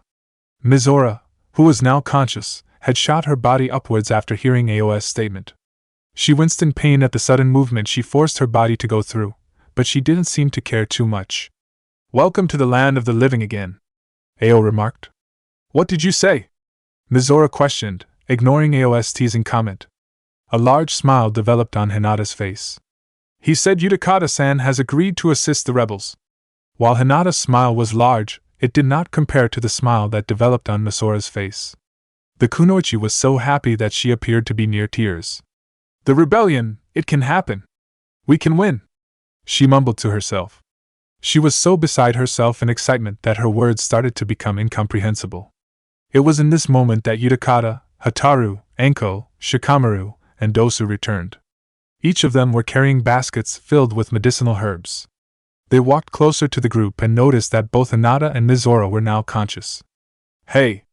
You all doing all right? Shikamaru questioned. Better than ever, Mizora declared. Utakata-san? Yes? The Jinchuriki responded. The brown-haired kunoichi proceeded to bow in his direction. Thank you so much. Immediately after bowing, the girl winced again pain. Hey, you shouldn't be making too many sudden movements, Hataru lectured as she walked over to Mizora to attend to her. So, you really wish to fight with us? Hinata asked the Jinchuriki. He nodded in response. I'm more than happy, but this is what you want, right? You don't feel forced into this? I do have some stipulations, but I'll address those with Mei when I meet with her. But I have to admit, the resolve you all possess impressed me, Utakata declared. It's been a while since I've seen a cause I wanted to fight for. But you all seem to think that this civil war can really bring some needed, good change to this country. And if you believe in it so much, then I believe it has to be a cause that I'd be willing to fight for. Hinata nodded her head in understanding. She didn't verbally reply to his comment.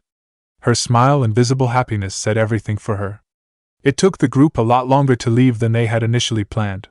They waited an extra day at Aomori Lake to make sure that Hinata, Mizora, and Ao were fully healed and ready to travel in case of any conflict that could arise on the way back to Kibo. They then had to travel from their position at the lake, a location further away than the village that they had initially traveled from. It took 2 days of travel in the Mizu no Kuni swamplands to finally return to Kibo. Upon arrival, however, they noticed a multitude of new shinobi walking around the village. There are more Konoha shinobi are here? Utakata seemed confused. Based on our conversation, I had assumed it was just you four. No. More were requested to assist in the civil war, Ao replied. Utakata-san is here and now the Konoha shinobi. This war will be over soon. Mizora couldn't resist but smile again as she thought about the new additions to the rebel shinobi. Well, I'll be damned. They got here sooner than I thought they would. Enko chuckled.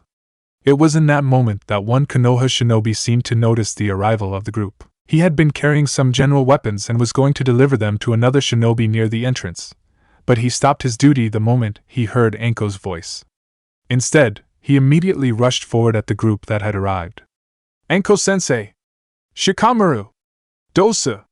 He exclaimed. Hinata-chan! Chapter 44, Reunion. Enko-sensei! Shikamaru! Dosu! He exclaimed. Hinata-chan! The group turned their heads towards the sound of the voice. The Konoha shinobi looked surprised to see the boy charging at them, but that surprise turned to excitement within seconds. None of them, though, were more excited than Hinata, who had a large grin on her face. Naruto-kun! She shouted his name as she stepped forward slightly, ahead of the group. Before she could go any further, Naruto reached her and nearly tackled as her, getting her in a deep hug. She returned the hug quickly as a blush developed on her cheeks. It's great to see you again, she told him. I didn't know you would be coming with the other Konoha shinobi. Of course. The old man told me about you guys being down here and I had to go down to help out, Naruto replied. The boy finally broke the hug with the kunoichi and looked at her with a grin that matched her own. He then eventually turned his head to face the other members of the group. He then proceeded to hold out his hand as he exchanged high fives with the other Konoha shinobi. Enko-sensei, Shikamaru Dosu, good to see that you guys are doing alright, he stated. What, no hug for us? I'm starting to think that you are favoring Hinata over us. I'm your former Jonin-sensei, Whiskers.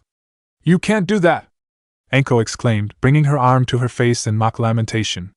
The Jonin was joking, but she noticed immediately a slight pinkish tone on the boy's cheeks. Her eyes widened instantly as a thought entered her head. Does he? There's no way. There's no dash. Enko's thoughts died when she noticed the pinkish tone darken slightly. A large grin developed on her face. There is. He finally gets it. Oh boy, you two are going to be such a cute that actually lasts. And when you two are a couple of years older, you two are going to have some extremely kinky sex and dash. Enko-sensei? Why are you staring at me like that? Naruto asked. The boy was starting to feel a little uncomfortable. Huh. Oh. Sorry. I was zoning out. Enko proceeded to shake her head. Damn it, Enko. Thinking about your students' sex lives? What the hell is wrong with me? It must be because I haven't actually had any action in a while. I need to get laid again soon. How long have you been here, Naruto? Dosa questioned. Underneath his bandages, he was smiling.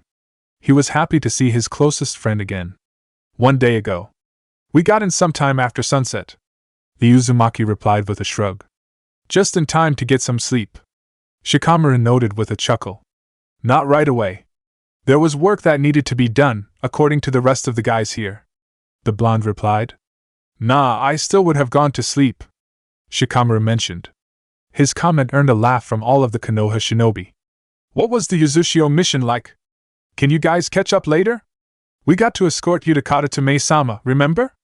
Ao spoke up. The man crossed his arms in irritation, wanting to not waste time. Naruto turned his attention away from his friends and faced Ao, Mizora, Utakata, and Hataru. He then began to rub the back of his head. Sorry about that. I just got excited about seeing my team again. He sheepishly apologized. Mei is currently in a meeting with Erosenin, but I'm sure if meeting up is that important, she'll let you guys in. Or you could wait to the meeting later tonight. I know I was supposed to go to it. Erosenin? Hataru said the name in confusion. Enko instantly realized who Erosenin was and started to laugh loudly. Holy shit, is that your new nickname for Jiraiya? 'Cause that's fucking gold. Wait, Jiraiya? As in Jiraiya of the Sannin? Mizora questioned. Even though she couldn't see it, she knew Naruto nodded at her question. You call him Erosenin? Ao whistled in amusement. Kid, you got balls. Either that or a death wish. Regardless, I respect that. As the group started to talk about Jiraiya and his role in the rebellion, a voice started to speak within Utakata's head. The Jinchuriki's eyes widened. He then decided to speak up, interrupting the conversation. I need to meet with Mei-san, but you and I should talk.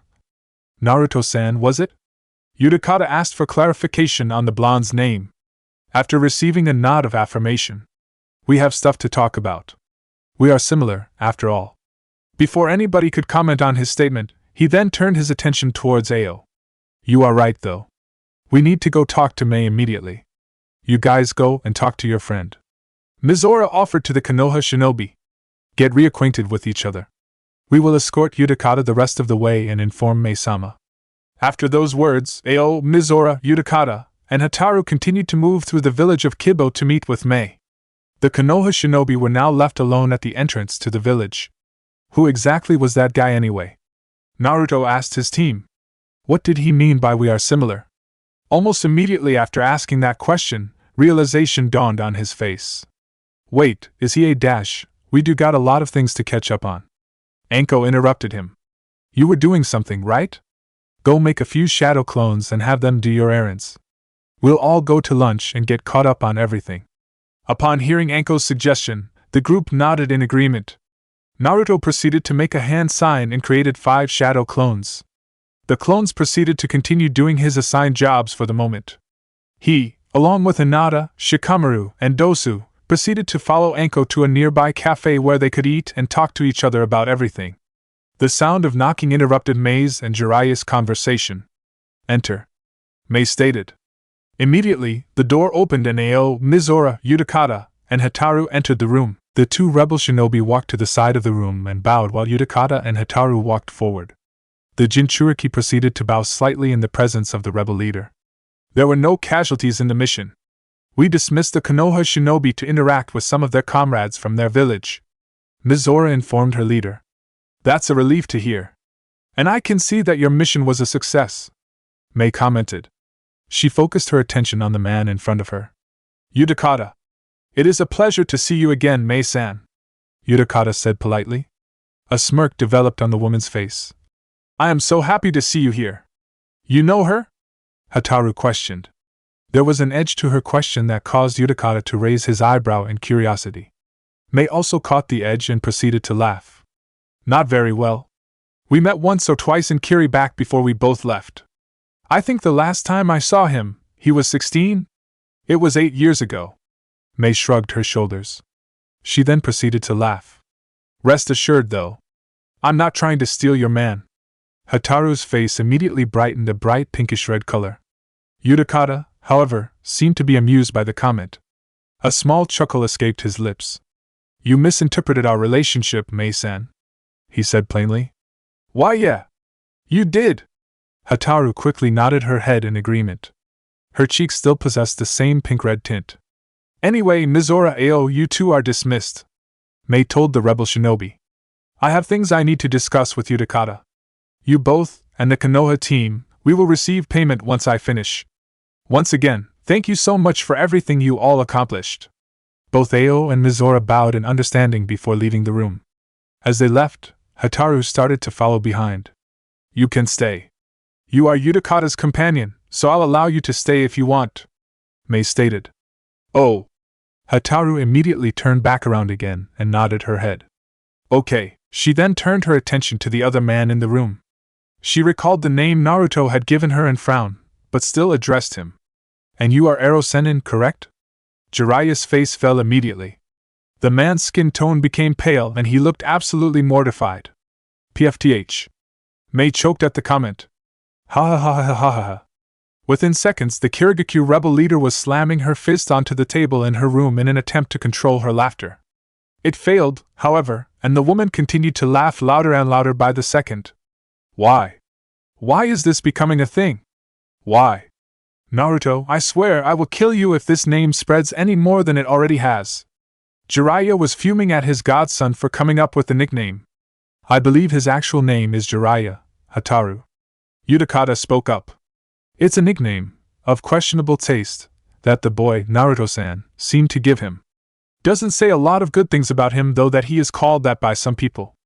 Hataru thought to herself, crossing her arms over her chest. It took a few minutes for Mei to finally calm down after hearing the nickname for Jiraiya. Once she had, the atmosphere in the room became more serious as she began talking business with Utakata. What deals did they make with you for you to come back and be willing to fight with us? Mei asked. I was told I have permission to remain traveling throughout the world after the invasion is over without fear of being labeled a missing ninja. They also offered a few S-rank missions worth of payment, but I'm willing to compromise on that if you don't want to. Utakata stated with a shrug. The thing that matters most to me is not getting a missing ninja label put on me. I don't want any bounty hunters coming after me. That can, and will, be arranged. As will the S-rank payments. Mei declared. Utakata, believe me, I know how much you want to not be a part of this war. However, what you are doing could save the entire country of Mizu no Kuni. I really appreciate your help. And I'm glad to be helping. Utakata replied with a small smile on his face. Anyway, how exactly are we planning this? First off, you are invited to a meeting we have tonight. There, I will be discussing everything. Mei informed him. To give a brief summary, though, we are planning on invading Kiri and retaking it. So I presume the objective is to kill Yagura? The Jinchuriki questioned. We will discuss this at the meeting. The rebel leader replied. Nevertheless, our invasion will occur soon. We are make last-minute preparations and making sure all the shinobi in the invasion are properly stocked. I also intend on making contact with the few spies I have still in Yagura's ranks. However, the invasion will be occurring no later than 10 days. I see. Utakata nodded his head. Do you have anything else you wish to inform me? Mei nodded her head before starting to converse with Utakata in further detail. So Uzumaki Masakado was still alive this whole time, huh? Anko commented, her eyes wide in surprise. After eating and having some generic conversation, Naruto proceeded to tell his team about the events that occurred on his own B-rank mission. He went into detail about the state of Uzushiogakure, his training in Fuinjutsu that began there, and his meeting with Uzumaki Masakado. You actually knew of him, Anko-sensei? Naruto asked. Kid, Masakado is probably one of the best-known Fuinjutsu users of all time. His accelerating development in the art was known to nearly every shinobi at the time before the invasion of Uzushio. Anko mentioned. He probably could have given Uzumaki Mido, the wife of the Shodai Hokage, a run for her money. And you began learning Fuinjutsu from this man? Dosa questioned. Naruto nodded his head. That is most impressive, Naruto-san.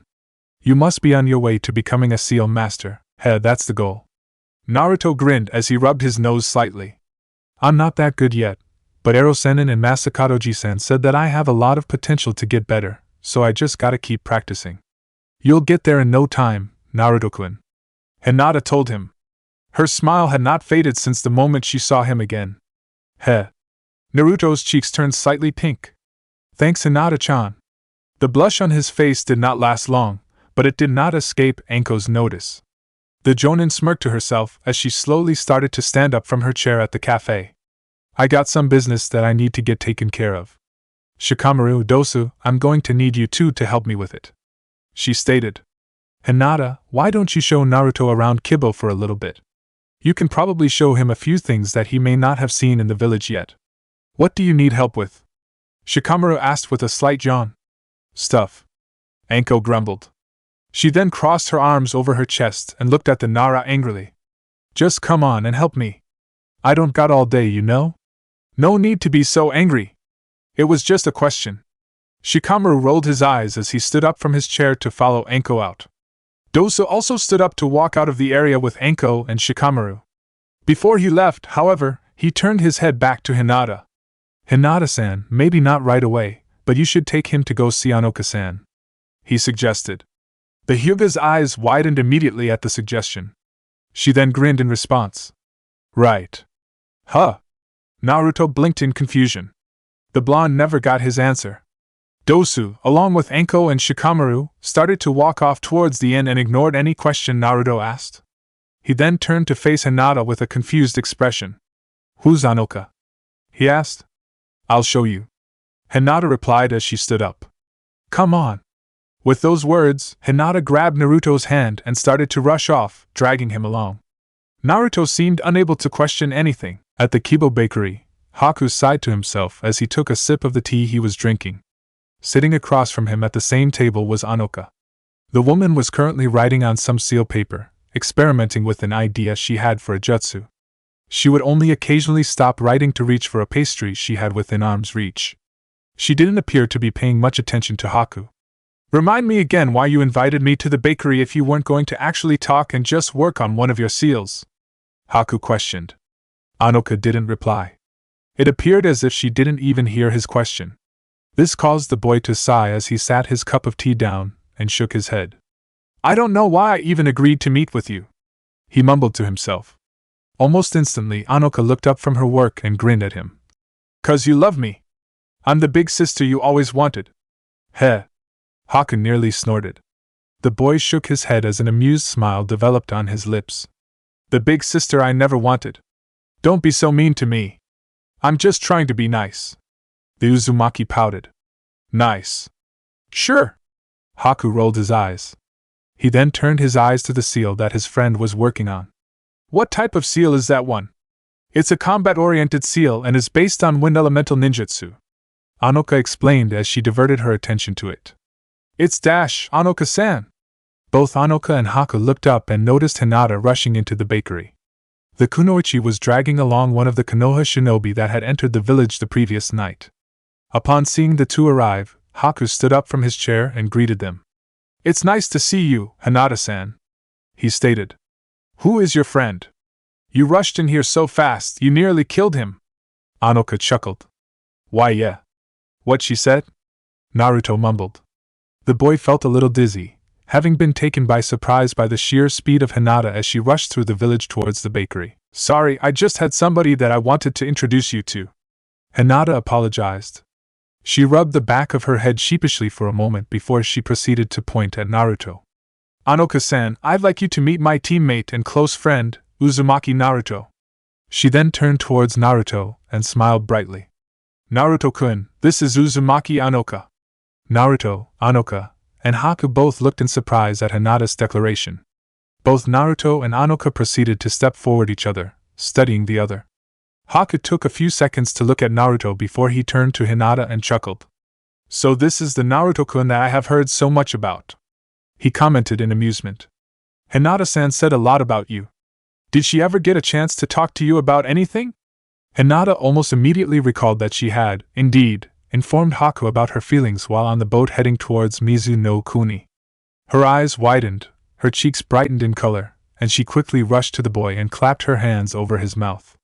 "I said a lot about my friends back home." "Why, yeah." She laughed in an awkward, forced manner. She then leaned over to Haku's ear and started to whisper. "I plan on talking to him later tonight about that. Please don't say something like that again until then." Heh. Haku continued to laugh in amusement, seemingly unaffected by Hinata's embarrassment and her attempt at stopping him talking. She let go over her grip on his mouth, letting him speak in a quiet tone of voice to her. "I'm teasing. I won't say anything."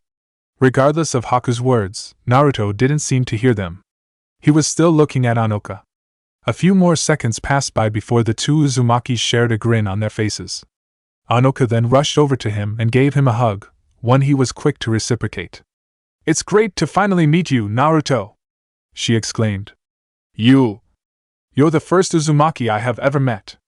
You're my first clansman. You're my family." Heh, Naruto chuckled in response. "You're the fourth other Uzumaki I met.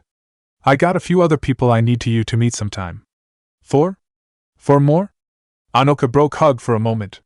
Her grin seemingly widened. "I can't believe it. And maybe there's still more. Maybe there's enough for the Uzumaki clan to become a thing again. Maybe."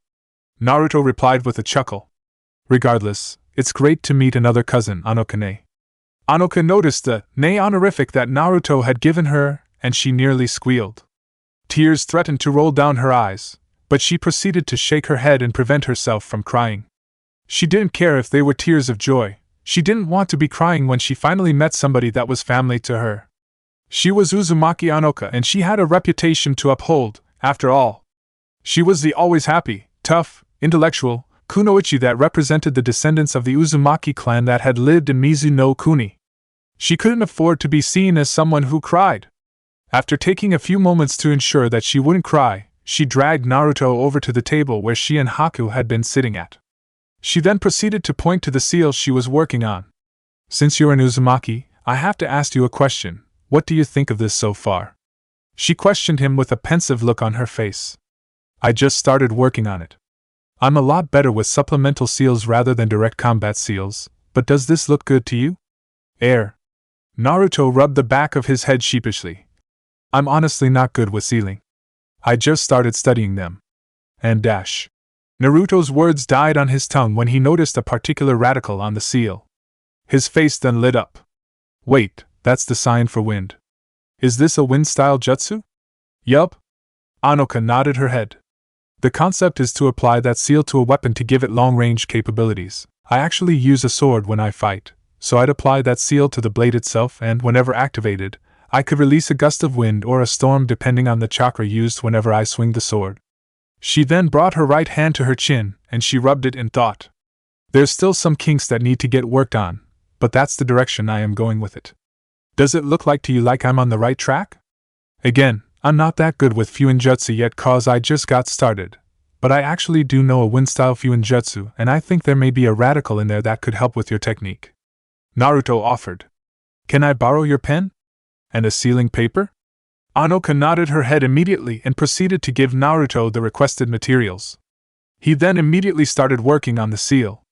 As he worked, though, the two Uzumaki shinobi had wide grins on their faces as they discussed Fuinjutsu together. Hinata observed the interaction between the two cousins in amazement. She was, in particular, focused on Naruto's concentration as he worked on his seal. You really did pick up Fuinjutsu like that, Naruto-kun. That's incredible. She thought to herself in amazement. I suppose all Uzumaki are that interested in Fuinjutsu, huh? Haku commented with a slight giggle.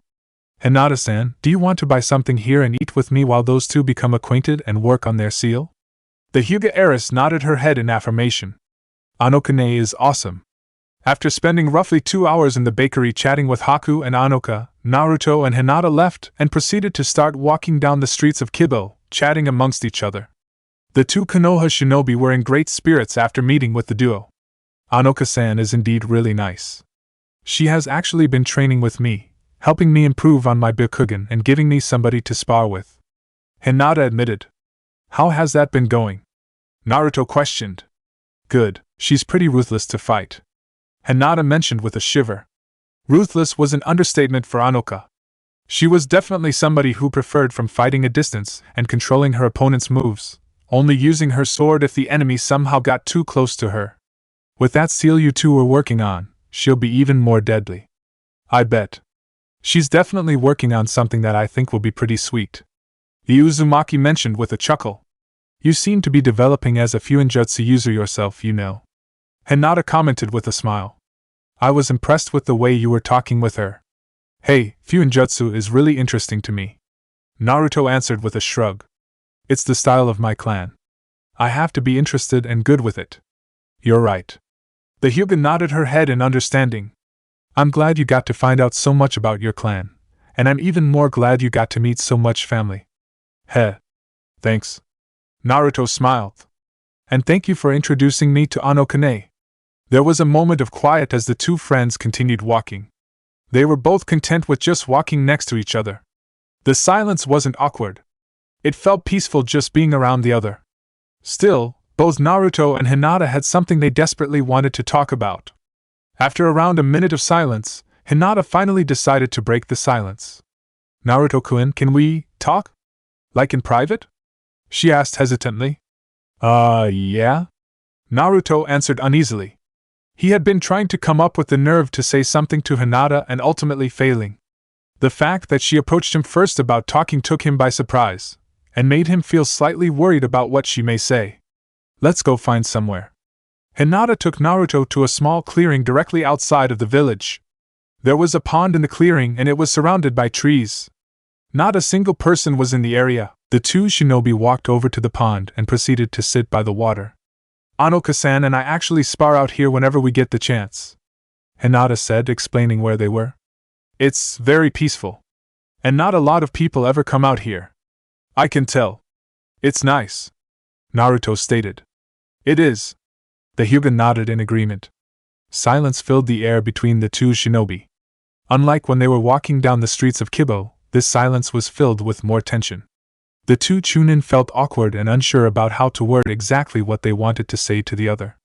This time, however, the silence was broken by Naruto, who decided to address the first thing that came to his mind. So, before you went to find Kankuro during the Suna/Odo invasion, you kissed me, he mentioned quietly. Hinata's cheeks brightened instantly. Oh, on the cheek. Naruto nodded his head in response.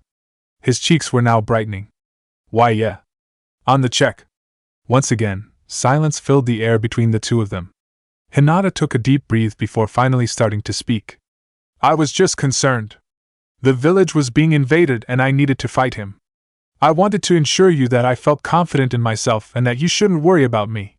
I wanted to do that also, in case Hinata's voice started to trail slightly. If that bothered you, then it didn't bother me. At all, Naruto declared, interrupting her. Hinata looked at Naruto in surprise, causing him to tense up again. The blonde's cheeks were brightening again. He was never this tongue-tied. Why was he now? He had come to the realization of what he felt towards Hinata and he had planned on talking to her now for a while. Why was it so difficult to actually express his feelings? Naruto-kun? Hinata was looking at him in worry now. She was starting to get worried about what he was unable to say. Was he just trying to be polite and claim that the kiss didn't bother him when it did? Was he trying to think of an appropriate way to say that knows how she feels and that he doesn't reciprocate her feelings? The blonde was starting to overthink this, prompting him to shake his head.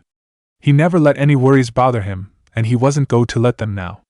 If thinking was causing him to stress so much, then he was just going to simply say what he was feeling with no second thought. I like you, okay? He exclaimed loudly. Naruto's blunt declaration took Hinata by surprise. The Hyuga, who was partially expecting some form of rejection, was now openly gaping at the blonde. She could hardly believe the words that he had just said. What? She finally managed to let out a response. I had a lot of time to think while I was going to Uzushiogakure. Naruto started. And I had time to think about what had happened and what you mean to me. Because you've always been my best friend. You and Shikamaru were the only two people who believed in me back at the academy and tried to talk to me. I've always thought you were amazing because of that, but that's been changing over time. I don't know when it fully changed, but I started to realize how I truly felt after that kiss. And after talking to some people and just thinking things through. Naruto started to mumble himself, his words becoming a little quieter. Hinata moved her head closer, trying to hear them. Her mind was still waiting for some just kidding or some small comment that would tell her that she was dreaming. She had planned on talking to Naruto about this, but she had never expected for him to reciprocate her feelings and confess to them first.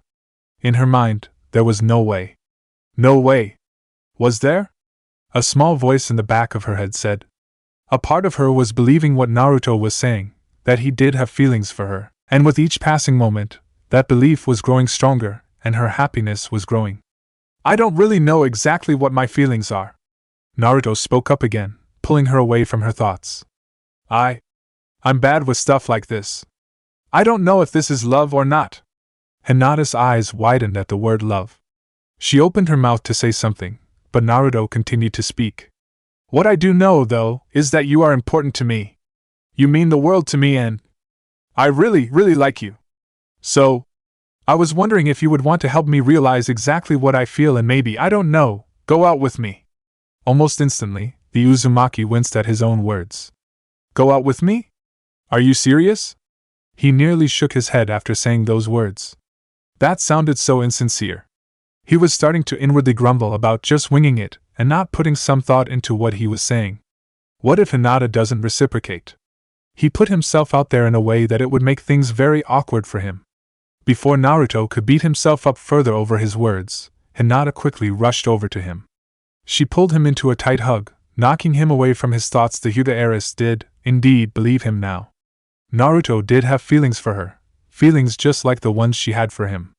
She held onto him tightly as silent tears of joy started to fall from her eyes. Naruto-kun, I like you too, Hinata stated. Hinata? It was Naruto's turn to be completely shocked into near speechlessness. I've always had feelings for you since the day we met in the academy. I didn't know what it was for a while, but I know now how I feel. And I'm more than willing to be by your side and help you realize your own feelings. Because you are special to me. Hinata continued talking. She took a moment to brush away the tears from her eyes, breaking their hug momentarily, before continuing to speak. Confidence was rushing through her body, and she was not going to stop and let any doubt develop in her mind. You've always been there in my life, making me more confident and feeling like I can do anything. I've become a much stronger person thanks to being on your team. I'm now a strong enough person that I can finally admit to you that I love you. After saying those words, Hinata used this confidence to close the gap between her and Naruto's faces and kiss him on the lips. Naruto's eyes were completely wide in response for a moment until he calmed down and returned the kiss. He brought his arms around the girl, recreating their hug. Both teens closed their eyes as they simply enjoyed each other, momentarily forgetting the world around them. The two finally broke their kiss after what felt like an eternity. Both Naruto and Hinata were blushing after the kiss. Their eyes were focused on the other person and they were both smiling at the other. Wow! Hinata mumbled in response, amazed by how the kiss felt. We need to do that again. She had intended for that to be a statement to herself, but Naruto did indeed hear her. He chuckled in response. You're telling me, he replied. Hinata stuck out her tongue playfully. They remained in the other's embrace for a moment before Hinata asked a question. Naruto-kun, you were invited to that meeting with Mei-san, right? She asked. Naruto nodded in response. What time does that start? We got close to 3 hours before I actually have to go to it. Naruto answered with a shrug. Why? I saw a ramen stand in Kiba one day. If you want to get dinner before you have your meeting, she suggested. Naruto grinned in response at her idea. Lead the way. Another bowl, please, Naruto declared. Naruto moved his finished bowl of ramen to the side. The ramen chef at the stand was staring at him in amazement. The blonde had just completed his 8th bowl and was requesting his 9th. He had never seen someone eat so fast. Holy shit, kid! He finally exclaimed. Oh, okay. Still miso ramen? Yeah. Naruto shrugged in response. I'm thinking I'll get a spicier ramen for the bowl after that, though. I'll let you know what I want after I finish the next. The chef quickly moved to the back of the stand, mumbling to himself about all the money he was going to make. He was also planning on possibly moving to Konoha to continue to service to this boy. I'm still amazed about how much ramen you can eat, Naruto-kun, Hinata commented. She looked down at her bowl of miso ramen. It was her 2nd bowl, and she was certain that once she finished it, she would be finished. Ramen is the food of the gods. I could eat it forever, Naruto replied with a grin. You have to understand. I know you could do the same with cinnamon rolls. True. Hinata nodded her head in response. A teasing smile developed on her face.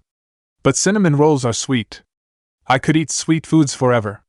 I don't think it'd be possible with any other food. Naruto brought his right hand to his chin in deep thought. I'll make it my goal to find the one type of ramen that you'd be able to eat forever.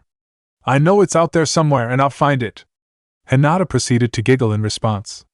Sure thing, Naruto-kun. Go ahead and try. Do you doubt me? The Uzumaki questioned her. His eyebrows rose as he looked at the girl, challenging her. Yeah, I suppose I am, Hinata replied, returning the look with one of her own. All right then. I will find this ramen that you'd eat just as much as you eat cinnamon rolls. And you'll owe me something, Naruto declared. Something? The Hyuga asked. I'll think of what that something is later. I don't know at the moment, he admitted sheepishly. Hinata giggled in response. Very well then. I'll owe you something. Good luck though. Despite the fact that the two had just confessed their feelings to the other, they seemed to still interact roughly the same around here. There was no tension or concern about how they should act with their new relationship. They just remained the same way. Their new relationship didn't change who they were, so why should it change how they spent their time together? They were still Naruto and Hinata, and they both seemed to recognize that fact. If anything, it seemed as if they were enjoying their time more. They just seemed closer. At the ramen stand, the other customers seemed to notice their interaction and their closeness. One man, in particular, chuckled and signaled. The second attendant at the stand quickly rushed over to him. Can I help you, Jinin-san? He asked. Akabino Jinin, the member of the 7 Swordsmen of the Mist, chuckled in response as he pulled out his wallet. You see the 2 kids over there having a good time? I want to cover their check. Eh? The attendant looked in surprise. Jinin-san, you do realize how much the boy is eating, do you? Yeah, I know. You know I can eat just as much as him. A real man knows how to eat, and I'm glad to see that he does. He'll make a good man. Jinin laughed in response. He then pulled out a wad of Rio bills and set them down. That should cover them for all the ramen they have had and some more. If they actually exceed that amount, just cut them off. I can do that, the attendant replied with a bow. What do you want me to tell them, though? Surely they'll ask about why somebody paid for their meal? Jinin's eyes became distant for a moment. He seemed to be recalling some moment from his past. It took him a moment before he finally snapped out of his thoughts and chuckled. Just tell him some old guy came by and saw them having fun and wanted them to keep having fun. Say that they reminded him what it was like to have a meal with somebody you love, and tell them to keep having those meals and enjoy them while they last. He said with a heavy sigh. You never know when the bitter bitch we call life decides to take somebody away. With those words, Jinin walked away, mumbling something to himself about getting a drink before going to the next meeting with Mei. Naruto and Hinata continued to enjoy their food and their conversation, unaware of the actions of the swordsman. I can't believe somebody actually paid for the food, Naruto commented. The two Konoha Chunin were walking back to the inn after having left the ramen stand. They were walking hand in hand. Neither Naruto nor Hinata were certain who was the one that initiated the interaction, but they both had no intentions to break it. That message the man gave us that he wanted to tell us was sad. Hinata frowned. I wonder if this person lost someone important to him. Probably. Naruto sighed. I'll find out who was and I'll pay him back. I don't know in what way, but I'll pay him back. I'd like to as well. Hinata mentioned. If you find out his name, please let me know. I will. The Uzumaki stated with a smile. He then let out a sigh of contentment. We need to back there again, though. It's not as good as Ichiraku's, but that was really good ramen. The two shinobi continued to chat about various topics on their way back to the inn. They ended up taking a longer route, extending their time together. By the time they arrived back at the inn and reached the room Hinata was staying in with the rest of her team, they noticed that Anko was not present. Dosa was currently reading a book on his bed while Shikamaru looking out the window, watching the sunset. Where's Anko-sensei? Naruto questioned. She left a little while ago. Dosa commented, not looking away from his book. Had to go that meeting Mei was holding. Shikamaru added. He then gave Naruto a confused look. Didn't you say you were invited to that thing? Shouldn't you be heading that way as well? Ah. You're right. Naruto realized. Wait, seriously? What time is it? 15 minutes until 7 o'clock. Dosa answered, still not looking away. Seriously? Both Naruto and Hinata gasped. Neither of them were aware it was that late. Well shit. I gotta get going, Naruto declared. He then turned to Hinata and gave her a peck on the lips. I'll be back when the meeting is over. Ack. Shikamaru nearly choked after seeing Naruto kiss Hinata. Did he just dash? Alright. Hinata nodded her head in understanding. She had a smile on her face and a small pink blush on her cheeks. Hope it goes well. Bye. Naruto stated as he quickly rushed away to make the meeting on time. As Naruto walked away and Hinata waved goodbye to him, Shikamaru replayed the image of Naruto kissing Hinata on the lips in his head over and over again. Realization dawned on him about what had happened. He then brought his right hand to his forehead. That's why Anko-sensei wanted us to go help her do her stupid errands. She wanted them to have some alone time. I'm a fucking idiot. He grumbled to himself. Huh? Hinata blinked in confusion at Shikamaru's mumbling. Never mind. Shikamaru shook his head. A sly grin then developed on his face as he looked at his friend and teammate intently. So how did your talk with Naruto go? Pretty well, I can assume, based on what I just saw. Hinata's blush brightened from pink to red. Go ahead and stutter all you like, Hinata. I got the time. Make sure to not miss any details. He mentioned teasingly. Don't make fun of me like that. She mumbled, looking down slightly. Hinata, I, and the rest of Konoha, have been waiting for this moment to happen now for years. I think I'm entitled to a little bit of teasing. The Nara replied with a chuckle. Just be grateful you're not Naruto. Both Anko-sensei and I are going to give him so much shit about him taking this long to realize that you felt this way about him. That probably also means I'm going to get teased by Anko-sensei too, though. Hinata realized. So yeah, go on Hinata. Tell us about how you and Naruto got together. Shikamaru stated. He then looked over to Dosu. You want to hear Dosu? The bandage-wearing shinobi looked over to the Nara in surprise after hearing his name. Yes. Of course. He quickly put down the book and tried to present himself as if he had actually been listening to the conversation. Please do go on. This was going to be a long night for Hinata, it seemed. However, if this was the price to pay for finally getting a chance to go out with Naruto, her childhood crush, then it was definitely a price she was willing to pay. Naruto moved through the village of Kibo as quickly as he could, heading towards the meeting spot that Jiraiya had talked to him about. He rushed into a pub in Kibo that he remembered, entered the secret hallway in the back of the building, and rushed down the hallway to the back room. He entered inside and saw all of the seats filled except for one. All eyes immediately moved to him. I am not late, am I? Naruto asked with a nervous chuckle. All of the attention on him was slightly unnerving to him. No. You're just on time. Mei spoke up. She then ushered him to his seat. Sit down, Naruto-san. Naruto nodded and rushed to the empty seat, between Anko and Hatake Kakashi. As he took his seat, he felt himself get nudged by his former sensei. Cutting it close, Naruto. Anko mentioned teasingly. Lose track of time? Did somebody distract you? And no. Naruto spoke up defensively. Hinata-chan wasn't responsible. Yup. There's no way they didn't get together. Great! Anko nearly squealed. I'll get the details after the meeting. Now that everybody is here, we may begin. Mei spoke up, gathering attention to herself. As you all know, Utakata and the group of Konoha shinobi have arrived. We are joined here by them. Yes, my name is Utakata. Utakata spoke up from his own chair.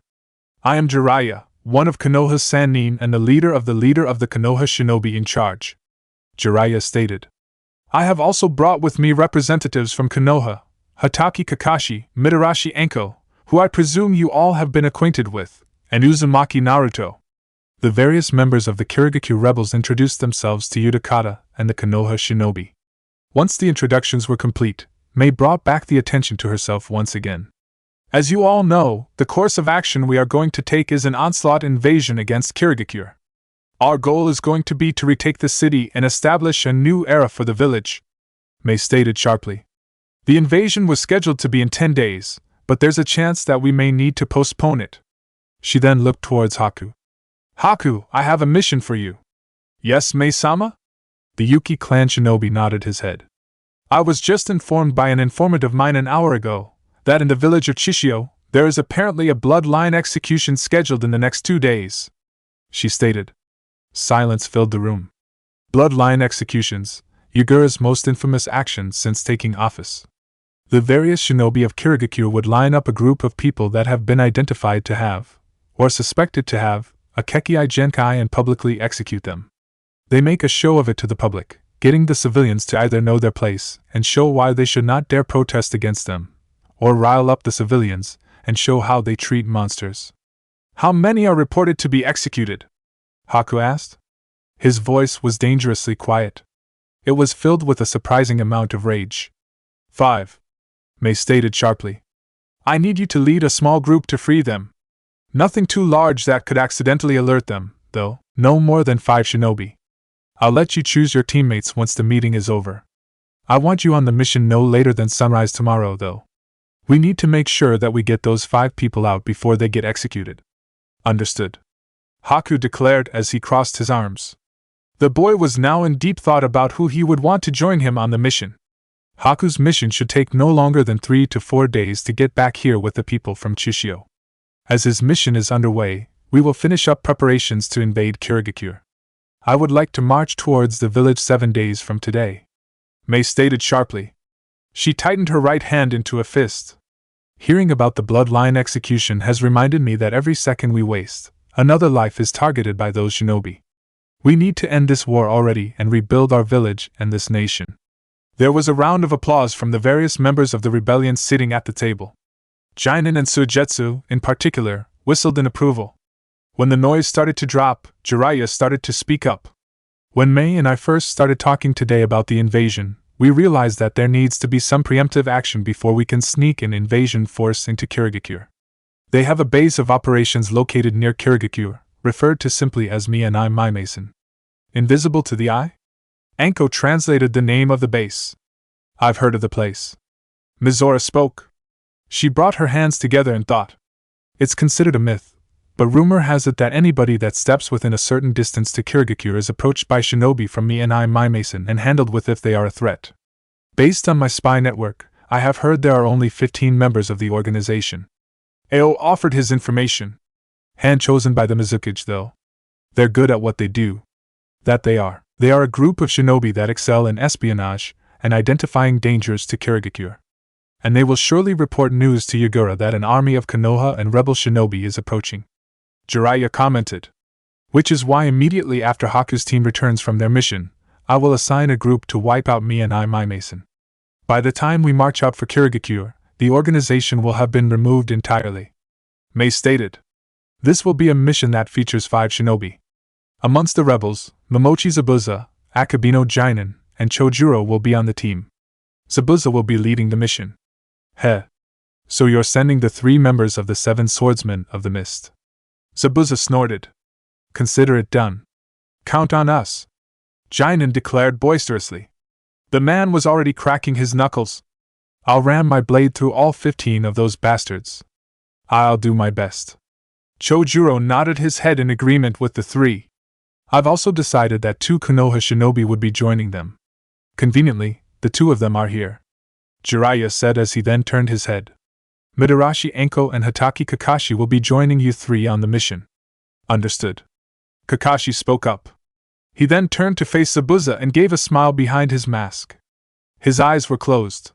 It's nice to see you again, Zabuza-san. Funny how things work out, huh? Are you referring to us being allies now? Zabuza questioned. The rebel did actually chuckle good-naturedly at the comment. I note the irony. You nearly killed me the last time we met, and now we'll be working together. Considering that fight, though, I know I can trust you to do your job. And I can trust you to do the same. Kakashi stated. As stated, Haku's mission will be done in 4 days. We march out in 7. Therefore, the 5 of you will be sent out the second Haku returns. Before we can march out, we need to make sure that all 15 shinobi are killed. No exceptions. We can't allow Yagura to get any news of the invasion. Mei stated. Zabuza, Jinin, Chojuro, Enko, and Kakashi all nodded their heads in understanding.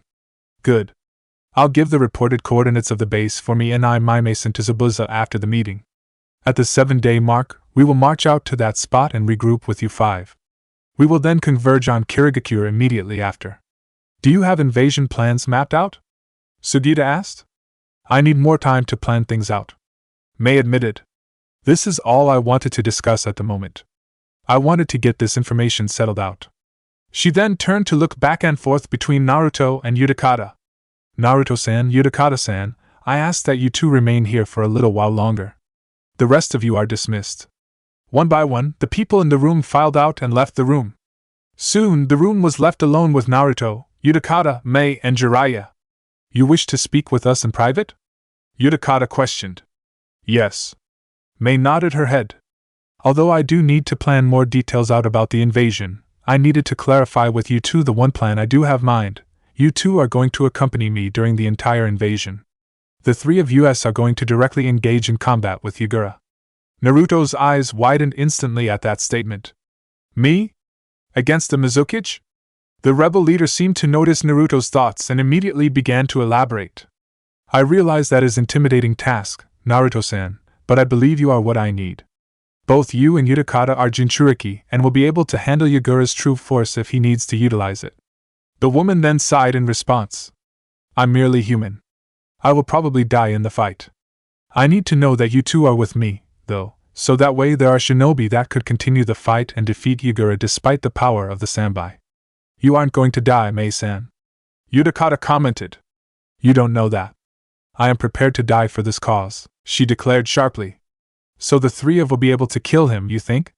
Naruto questioned. This leads me to the second complication I have with our mission and the other reason why I need you 2 to fight with me. Mei sighed. I need us to beat Yagura into unconsciousness. I then need you 2 to see if you can enter the mindscape between Biju and try and interact with him. Huh? Both Naruto and Utakata appeared confused at that statement. Based off her theories, Mason believes that there is somebody that is controlling Yagura's mind through genjutsu. Jiraiya clarified. I don't believe. I know. Mei clarified. I have confirmation from Ao, who was able to see the genjutsu thanks to his Byakugan. It's the only way to explain the personality and ideal differences between the Yagura I knew and the one that is currently the Mizukichi. You expect me to believe that all of the atrocities Yagura has committed were due to a genjutsu? Utakata questioned. The Rokubi Jinchuriki was shaking his head. Mei-san, with all due respect, I find that hard to believe. While Utakata began expressing his doubt, Naruto's eyes widened as he recalled a particular conversation he had once. The blonde proceeded to close his eyes. Kyubi, are you hearing this? He questioned the nine-tailed fox. Do you think it's him? I don't know what Uchiha Madara has been doing since my sealing in you. Perhaps it is. The Kyubi answered. The fox let out a loud snarl. He may very well be in the vicinity. The man who was responsible for my mom and dad dying, for all the deaths of Konoha, he may be here. And he's responsible for everything going wrong in Kiri? Naruto's hands tightened into fists as he felt anger flow through his body. He's dead. We're freeing Yagura and the Sanbai from his control. I'm in. Naruto declared out loud, interrupting a debate between Utakata and Mei. Naruto-san, do you believe this story? Utakata questioned. I do, because I know something like this has happened before and I believe it could definitely happen again. Naruto stated. Utakata's eyes widened at Naruto's declaration. He opened his mouth to ask Naruto to elaborate, but the blonde already started to speak. Mei, I don't know exactly what I can do, but I'll do anything. I'll find a way to break into Yagura's mind and stop the genjutsu controlling him and the Sanbai. You can count on me. A sincere smile developed on Mei's face. You have my gratitude, Naruto-san. She then turned her head towards Utakata. Her eyes then narrowed. And you, Utakata-san? You do remember our contract? Will you be willing to fight Yagura and try to break this genjutsu, knowing everything I am willing to do for you after the war? I made my contract. I'll do what you wish. Utakata answered dismissively. The man seemed to still have his doubts, but he was willing to accept the terms. Good. Mei smiled. She then turned to Jiraiya. I know I already asked, but I need to make sure with you one more time because Naruto-san is technically under your employ. Is it alright for me to use Naruto on this mission for this role? Jiraiya remained quiet, as he had been during the entire conversation. He repeated the same mantra he told himself when Mei first told him about her plan for Naruto. If Naruto was with her and Utakata, he would be with two very capable shinobi who would keep him safe. He'd be away from most of the fighting between the other shinobi where he would stand a greater chance of dying. Against Yagura, he would have Mei and Utakata by his side to keep him alive. In addition, he knew how persistent Naruto was.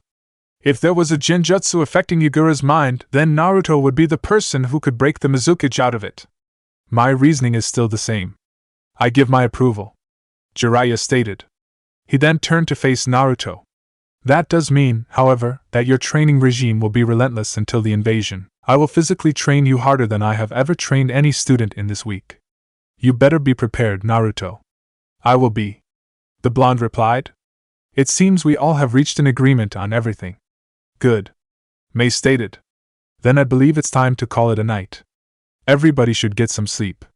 These next few days are going to be serious business for us all. With those words, the four shinobi proceeded to leave the room. Before the sun rose over the village of Kibo, a loud knocking sound came from the door outside the room where Anko and her team were staying. The knocking did not stop and proceeded to get louder with each passing second. Shikamaru, answer the fucking door. Anko demanded.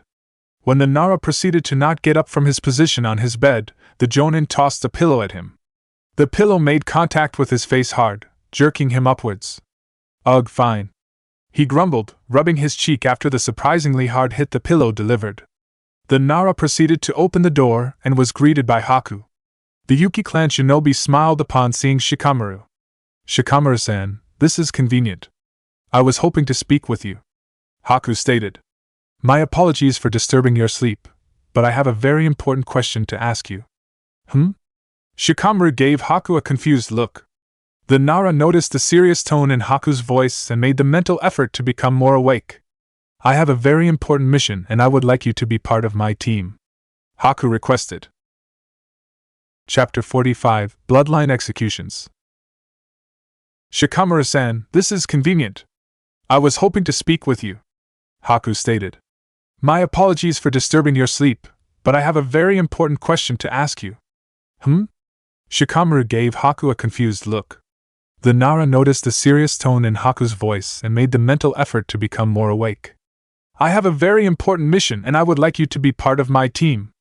Haku requested. After briefly talking to Haku and giving his consent, Shikamaru quickly prepared himself for a new mission.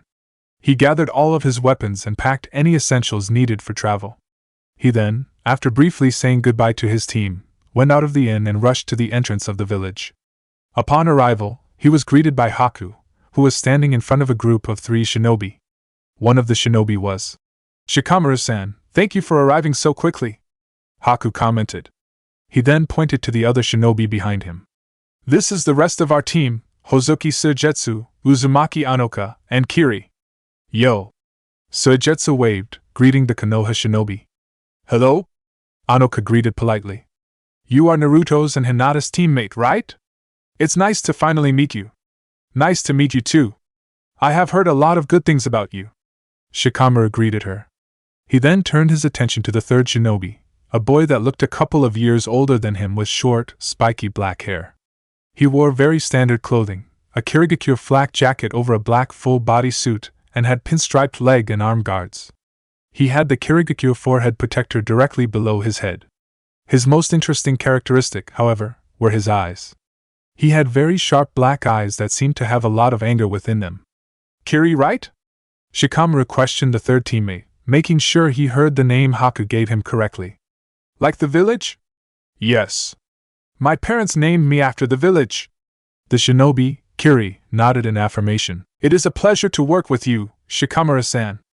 Although I know Haku-san would have preferred to Sugita-senpai instead of me, I hope to be of some use during the mission. I wanted you on this mission, Kiri-kun. Do not doubt yourself, Haku stated bluntly.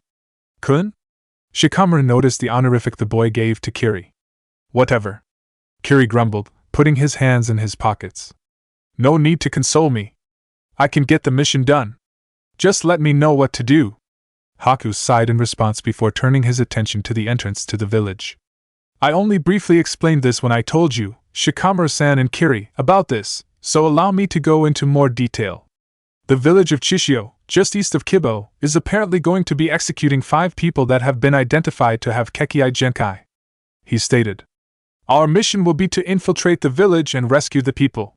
Also to slaughter all of the executioners. Suigetsu snarled, the very topic of the mission infuriating him. The boy instinctively reached for the katana that was on his back. No, Suigetsu. Haku shook his head. If we need to engage in combat, then fine. But our priority is to get the people out. No exceptions. Tisk. The Hozuki scoffed. I suppose. But I swear those assholes will pay for what they are doing to them. I don't care if we end up having to kill them or not. In the end, they'll get their comeuppance once we win the civil war. At the moment, though, we just need to make sure we get those innocent people out of there. Anoka mentioned. She, like Suigetsu, seemed equally angry at the mention of the mission's details. That is correct. Haku nodded his head. If we continue at a decent pace, we will arrive at Shishio by sunset. We'll stay at an inn there and pose as civilians entering the village to watch the execution. The next morning, we'll begin our search for the people. We need to be careful, though. We cannot alert Yagura's troops that we are there. If they suspect that rebels are in the village, they'll execute the people in private. We need them to be unaware as we search for them. Is that understood?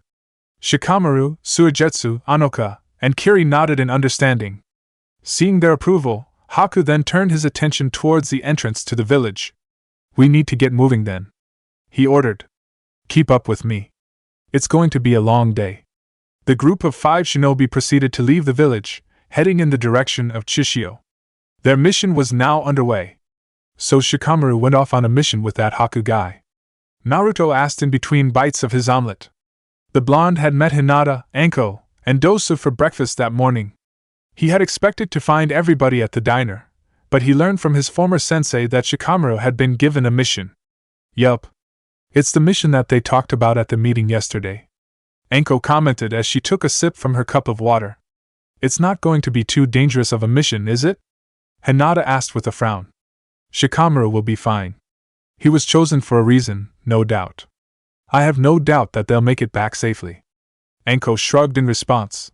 She then looked to her fellow kunoichi. You can't let yourself worry any time one of your teammates goes on a mission. If that's the case, you'll just stress yourself out every time somebody goes out on a mission. And that is definitely not a good attitude to have. I know. The Hyuga sighed in response. Still can't help myself. Shikamaru-kun's my friend.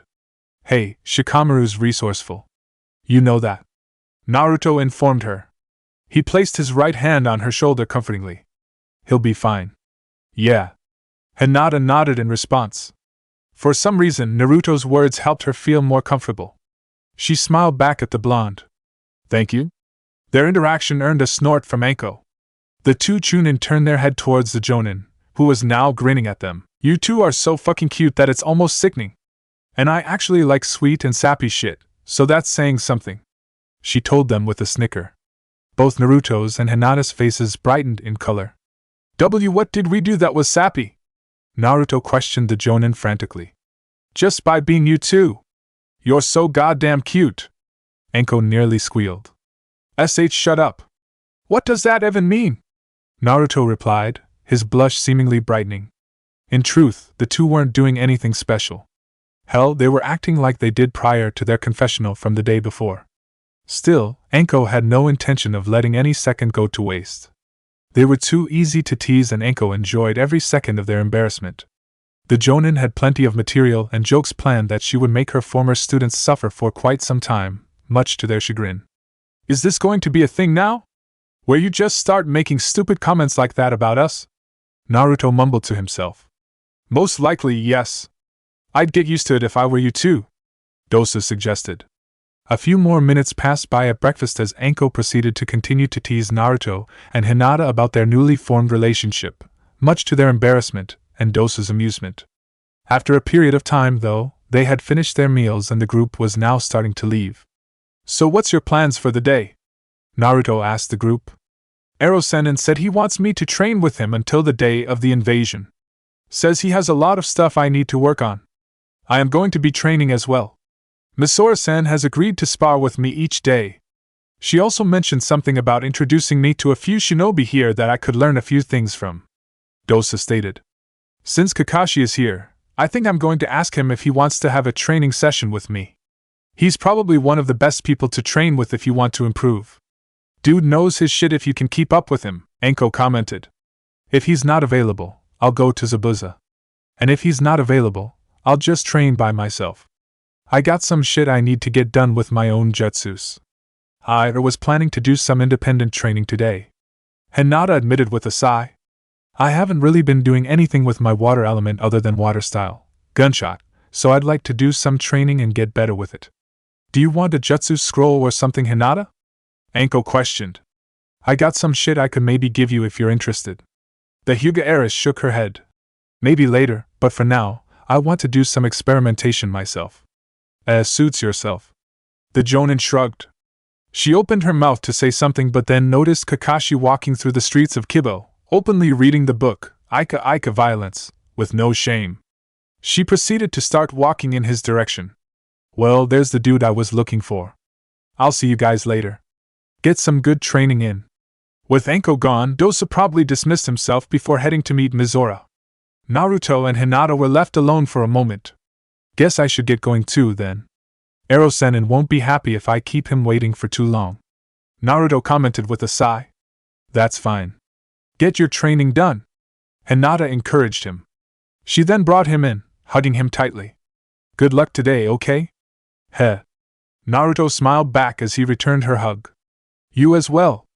After a few seconds, the two Chunin proceeded to break their hug and start walking in opposite directions. A few seconds into their walk, Naruto quickly turned his head back to the kunoichi. Oi, Hinata! He called out to her. Hinata stopped walking and turned her attention back to Naruto. Let's try and get dinner again tonight. That was fun last night. A grin then developed on his face. Anyway, good luck at training again. Let's also see if we can squeeze in a spar session sometime soon. Dinner sounds great. Hinata nodded her head in approval. A grin of her own developed on her face as she gave Naruto a thumbs-up gesture. And yes. Let's try and spar tomorrow maybe? With that suggestion, the two Chunin walked their separate ways again. Both were anxious to start training again. They were also equally excited to meet up with each other later that night and to have a sparring session the next day. Ah! Naruto hissed as his balloon popped. The blonde had been working with balloons for the past 2 hours. Although the blonde had reached success in the first steps of the Rasengan relatively quickly, the last step was taking a lot longer than he would have liked. While the first 2 steps revolved around rotation and power respectively, the third step was focused on balance and stability. Chakra control was necessary, which was one of Naruto's primary weaknesses as a shinobi. You're getting closer, Naruto, but you need to keep working on it, Jiraiya instructed him sharply. If you can't get this jutsu down, then I will revoke my permission to Mei and prevent you from fighting Yagura. What? Naruto nearly demanded. You heard me. The Sannin replied seriously. If you can't manage this final step in the jutsu, then how do you hope to have the skill to defeat the Yondaime Mizukichi? If you can't learn this jutsu, then I simply will know you have a long way to go before you are ready to take on somebody like him, regardless of any backup you may have. But, Naruto shook his head in frustration. He has a fair point, you know. To be honest, I'm surprised you are getting permission from him in the first place. Not that you need somebody's permission to fight somebody. The Kyuubi spoke within Naruto's head with a snarl. Doesn't change his point, though. You need to be strong if you want to face off against this man. While I may be stronger than Isabu, that is no guarantee that you'd be tougher than his Jinchuriki. Naruto again shook his head in response. I am tough enough. I will be fighting against him, and I will be the one to break him out of that genjutsu. Then prove it. Actually focus on your training. The fox demanded. I am. Naruto shouted back. I'm not going to get anywhere arguing with you, though, so shut up and let me focus. Recalling the words of advice Han had told him about the benefits of meditation and keeping your emotions in check, Naruto quickly brought his hands together and closed his eyes. The boy then proceeded to take a seat on the ground.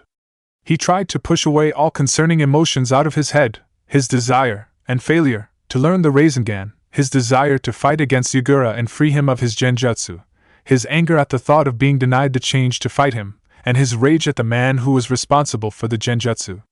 Han had always told him that being at peace was the secret to discovering what you were capable of. He said it was important to be aware of his emotions and desire, but to be able to push them aside when necessary if they were proving to be distractions to improvement. Naruto's mind, always running rampant with thoughts, used these concepts as distractions. The Uzumaki took Han's advice to heart and tried to calm himself down in an attempt to find that peace. Are you meditating? Jiraiya gave the boy a surprised look. You didn't strike me as the type. Naruto did not respond, prompting Jiraiya to remain quiet and let the boy meditate. The only sound heard in the area was Naruto's breathing.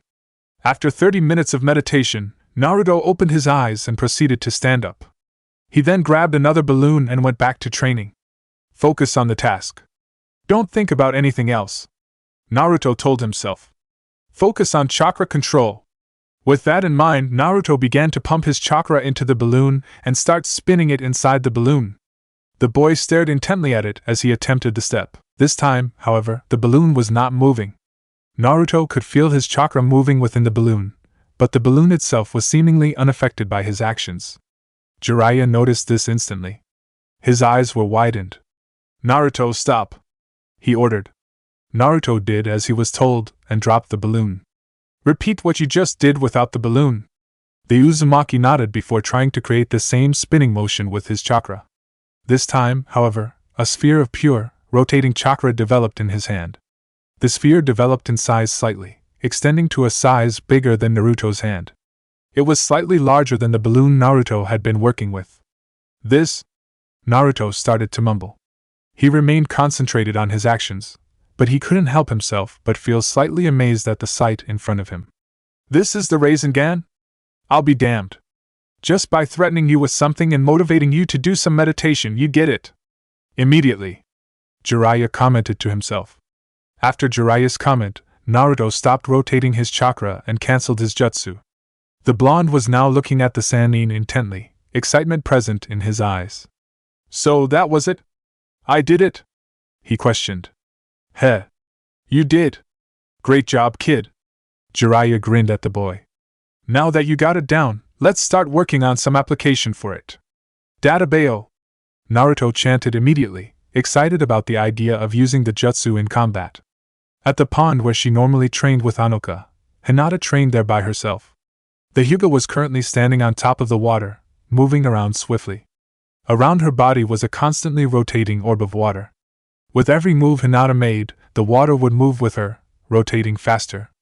After performing a series of exercises associated with her variant style of the gentle fist, Hinata raised her right hand upwards towards the sky. The orb of water floated upwards, directly above her hand. The kunoichi then concentrated her elemental chakra into the hand. The orb started to grow larger. Eventually, the orb reached the size of her body. Hinata then made a slight gesture with right hand, hoping to continue moving the orb around her body. Instead, however, the orb fell apart, releasing all of its water directly above her. The kunoichi was completely drenched by the water. "Ah!" she shouted after getting soaked. The impact of the water took her by surprise so much that she almost stopped concentrating chakra on her feet. She nearly sunk into the water of the pond.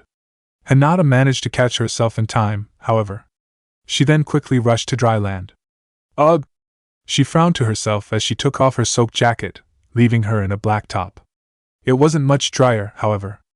"I need to remember to bring a change of clothes the next time I do this exercise." "That's not a bad idea," a voice called out to her. Instantly, Hinata turned her attention towards the direction of the voice. She noticed the source of it sitting in a nearby tree. It was a large, muscular man with dark brown hair tied in a topknot and a similarly colored brown beard. He wore a dark purple poncho over a black sleeveless shirt and matching pants. He was also wearing the similar pinstriped arm and leg warmers that were typical to Kirigakyu shinobi. "Who are you? And what are you doing here?" Hinata questioned. She activated her Byakugan upon seeing him, and prepared to engage him if necessary. "Relax, brat. I'm on your side in this war, you know? I'm with the rebels," the man said with a chuckle. "Recognize the name Akabino Jinin? You are one of the 7 swordsmen of Kirigakure." Hinata, indeed, recognized the name. She deactivated her dojutsu and dropped her guard slightly, realizing that he was an ally. Still, she looked suspicious at him. "What are you doing here, though?" "I was heading out to my own area to start training, but then I noticed you and got curious. It's rare to see a Konoha shinobi with a water affinity, so I wanted to see what you were capable of," Jinin admitted. He jumped off the tree and started walking closer to the girl. "Which, not gonna lie, you need to do some more work." Hinata sighed at his answer. She knew he was right. That was why she was practicing with her elemental affinity, after all. It was still upsetting to hear somebody who had just met her realize that her skill with the water style needed improvement. "I'm working on it," she mumbled, more so to herself than to him. "I know. And to be honest, you got the graceful, flexible shit down to an art form," Jinin mentioned. Hinata looked up in surprise at his compliment. "You're focusing too much on that. What you need to work on is sheer power." "Power?" The Hyuga blinked in surprise. "Yeah. Water's a powerful element, you know. Tsunamis and shit. The reason that orb of yours fell apart was because you weren't strong enough to move something of its size. You needed to put in more power to move something like that," the swordsman explained. He then slammed his fist on the ground, creating a small crater upon impact, to demonstrate his own power. "You need to be tough as nails to literally control and use water as a weapon in its proper, devastating form." "I see."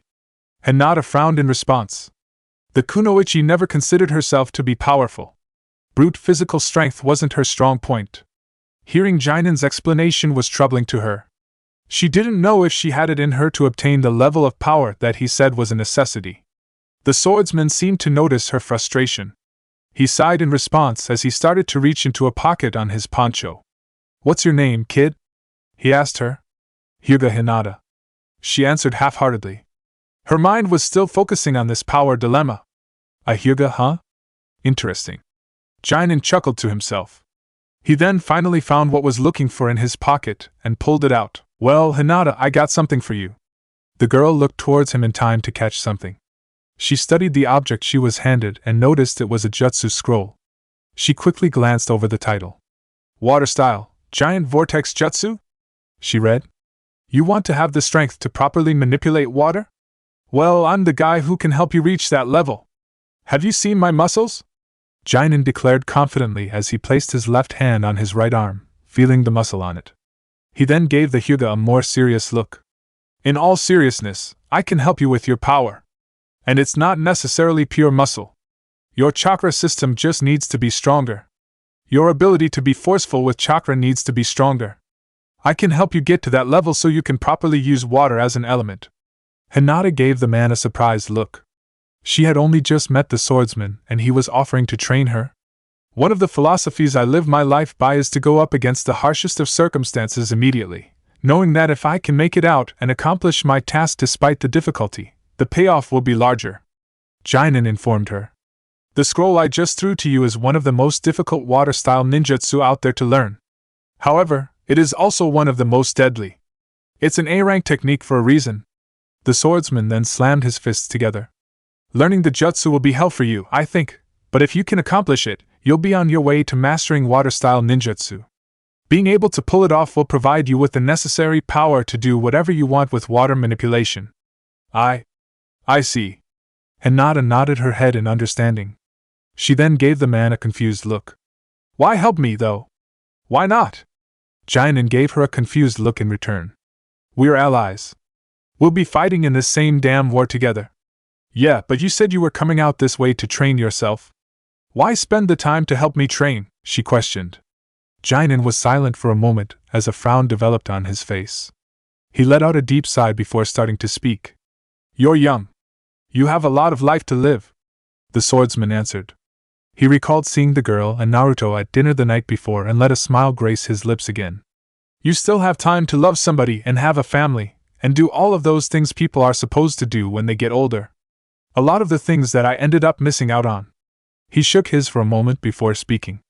So, if I can help even one person get out of this war and maybe survive a few more things that they may have to fight in so that they can live an actual life, then I'll be happy.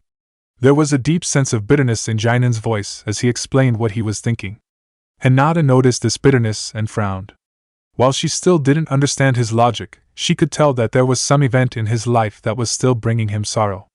If helping her improve in her water manipulation helped him with this sorrow, then who was she to deny his help? Anyway, let's not focus on that. Jinin shook his head, pushing himself away from his thoughts.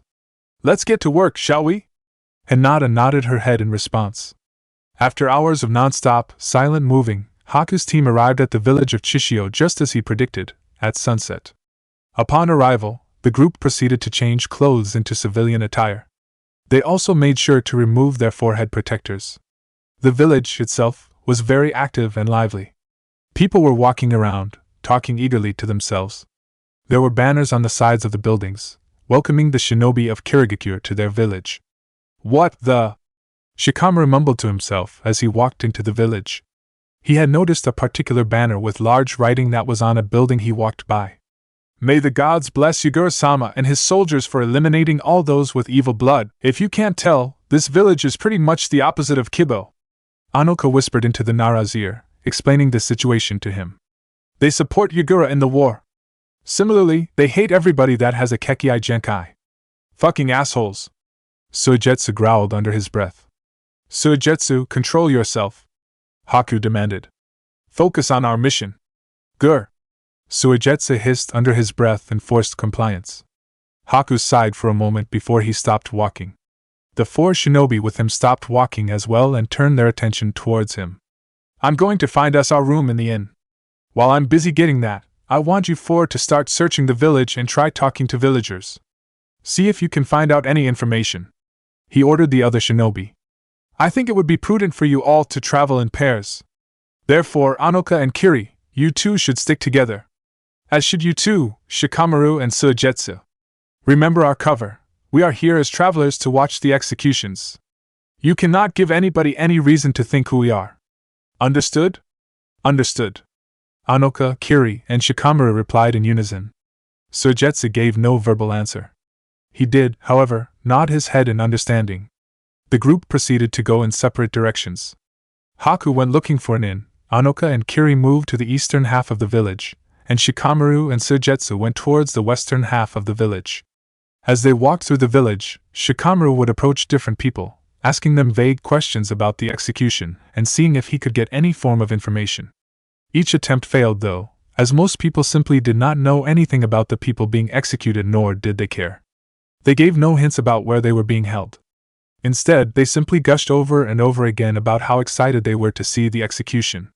I'm just super excited to see those bloodline freaks get what they deserve, one elderly woman in particular admitted to Shikamaru. I lost my husband and all of my children when those Kagaya bastards came to the village I used to live in and slaughtered them all. She shook her head as memories entered her mind. She resisted the urge to cry and let a smile develop on her face. I don't know why I stayed alive. I guess it was so that way I could live long enough to see the bloodline freaks all die. That's what they get for killing so many innocent people. That's what they get for killing my family. Tisk. Suigetsu scoffed in response. Immediately, the white-haired shinobi stormed off. The woman blinked in surprise at his aggression. Did I say something that offended him? She asked Shikamaru in confusion. He also has lost family. Shikamaru replied carefully, making sure not to sound suspicious. You just reminded him of too many things. Ah, I see. The woman nodded her head in understanding. A sympathetic frown developed on her face. Well, hopefully he'll receive some comfort tomorrow during the execution. It won't bring the dead back, but it does help in a little way to see the types of people that were responsible get what they deserve. I agree. Shikamaru forced the words out of his mouth. It left a disgusting taste, and he wanted nothing more than to leave. Anyway, I'm going to go find my friend and calm him down. Sorry about that. No, I'm sorry for bringing back memories for him. The woman apologized. A smile developed on her face. I hope that he'll find comfort soon.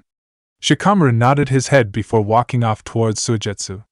The white-haired shinobi was currently heading in no particular direction, fuming silently. People noticed his mood and were stepping away from him to avoid his ire. Shikamaru, however, didn't seem to care and approached him. He placed his right hand on his shoulder and leaned into his ears. Remember what Haku said, Suigetsu, Shikamaru told him, reminding the boy about the mission and telling him not to make them look suspicious. Suigetsu didn't respond immediately. He turned directions, starting to walk into an alleyway in the village. Shikamaru followed. Once the two were in the alley and Suigetsu realized that there was nobody there, he turned around and slammed the Nara against the wall of the alley hard. Shikamaru winced slightly in pain. The Hozuki then proceeded to hold Shikamaru in place. I know about the fucking mission, okay? I'm doing what I can. But it's kinda hard hearing these bastards talk about how they're excited to watch people like me die. Suigetsu hissed at him. I don't care who or what killed their families. It wasn't me, and I sure as hell know it wasn't any of the people they're going to execute. So sorry if it pisses me off listening to them talk for too long. Don't think you're the only person who's pissed off about this. Shikamaru replied with a scoff. He pushed back, breaking himself out of Suigetsu's grip. It's absolutely sick. And I'll admit, I want to punch a few of these people in the faces. But there's nothing we can do about them. All we can do is focus on completing the mission and getting the people out of here alive. I know. Suigetsu rolled his eyes. It's just, look, it's hard. You're from Konoha. You wouldn't understand. Losing people because of this damn persecution, it's hard. Realization dawned on Shikamaru's face. When he told the woman that they had been talking to that Suigetsu had lost family, he had been lying in an attempt to give a justifiable reason for his reaction. It appeared, however, that Shikamaru didn't lie at all. What happened? He asked. My brother Mangetsu. Suigetsu said the name with a frown on his face. He was resisting the urge to tear up. He was a member of the 7 Swordsmen of Kirigakure, just like Sabuza-senpai and Jinin-senpai. Oh, and I guess Chojuro now. The Hozuki, for a moment, rolled his eyes at that comment. His face then returned to its frown when he thought back to his brother. After Zabuza's failed coup and when Mei defected to form the rebels, Jinin-senpai, Mangetsu, and I were planning on leaving as well to join the rebels. The day we were supposed to leave, though, Mangetsu said he had some last-minute business he needed to take care of in Kirigakure. He asked Jinin-senpai to get me out of Kiri and that he'd meet up with us back at Mei's base. He never came back. What was he going to do? Shikamaru asked quietly. He knew that Jinpachi and Kushimaru weren't going to betray Yagura, so he decided to try and steal their swords from to make sure that Mei's side, the true side of Kirigakure, would still have all of the swords of the 7 swordsmen of Kiri. They managed to find him before he could get out, though. Suigetsu answered. He turned his head downwards, unable to resist the urge to cry. However, they didn't kill him. Because Mangetsu, like me, has the damn hydration Kekei Genkai. So they made an example of him and executed him out in public for all to see in this damn village. The Hozuki then looked upwards. His eyes, still letting out tears, were narrowed at the Nara. So yeah, it goes beyond just wanting to do the mission. I'm trying. It's just really fucking hard hearing these people talk about those with Kekei Genkai as if they are monsters, because they aren't. They're the real fucking monsters. Silence filled the alleyway. Shikamaru was silent, unable to think of something to properly say to Suigetsu. Suigetsu, on the other hand, was too angry and upset to properly come up with something to say. A full minute passed by before Shikamaru finally was able to say something. "Are you going to be okay, Suigetsu?" he asked him in concern. "I'll be fine," Suigetsu replied with a sigh. He took a deep breath in an attempt to calm himself down. "I'm on this mission for a reason. Haku knows about what I'm passionate about, and he knows I'd want to help out the people on this mission. I'll be fine. And focus better." The white-haired shinobi then shook his head, brushing away his tears. "Sorry for losing my cool there. Don't apologize."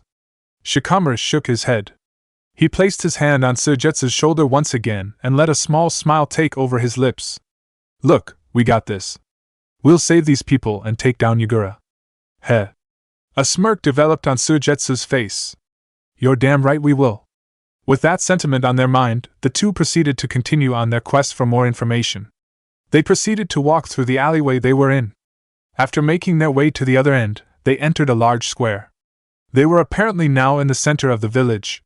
Both Shikamaru and Suigetsu noticed something in particular in the square. On one of the buildings was a large, black screen. There was nothing visible on it at the moment, but it seemed as if something would be later. Shikamaru and Suigetsu were both confused. They turned their attention to one of the passers-by, a young man with no hair. "Do you know what that is?" Shikamaru asked him. "You're here for the execution tomorrow, right, boys?" the man questioned. Both Shikamaru and Suigetsu nodded, causing him to chuckle. "Well, you're in for a treat then. It's going to be taking place here, and that thing up there is where the magic will start." "Really?" Shikamaru's eyes widened in response. "How?" "You'll find out, kid. Just enjoy the show tomorrow. It's at 5 o'clock in the afternoon, so make sure you're here," the man replied with a chuckle. The man proceeded to walk away after answering the question, leaving Shikamaru and Suigetsu confused and concerned. 4 hours had passed since the arrival at Chishio. After reuniting at the inn and relaying information, the group proceeded to go to sleep. Anoka proceeded to set up a seal that would alert the group of any intruders, so they could all sleep peacefully. She, along with Kiri and Suigetsu, managed to fall asleep relatively easily. Shikamaru and Haku, however, were having difficulties. The two of them, who were sharing a bed, were currently lying down and simply talking to each other. "I know we haven't known each for too long, Shikamaru-san, but I expected you to fall asleep very easily. I'm surprised you're still awake with me." Haku chuckled. "I have a hard time falling asleep when I have a lot on my mind, actually. Doesn't happen often, but it does from time to time," Shikamaru said with a sigh. "I've just been thinking too much about this civil war and all the shit that's going on here. I had a long talk with Suigetsu today about his brother." "Oh." Haku's face dropped instantly at the topic. He sighed in response. "I see. So then you know why he's on this mission and how much our success would mean to him." "Yup." The Nara nodded his head. He then gave Haku a curious look. "Why'd you pick me to be on this mission, by the way?" "Why?" "Because you are smart, Shikamaru-san," Haku answered with a chuckle. "I know you're bright. Probably up there with Mizora, if not more intelligent. I can trust you to think on the fly if I need to. Our sparring session showed me that firsthand. While I may be stronger than you in regards to skill, your intelligence seems to bridge that gap well."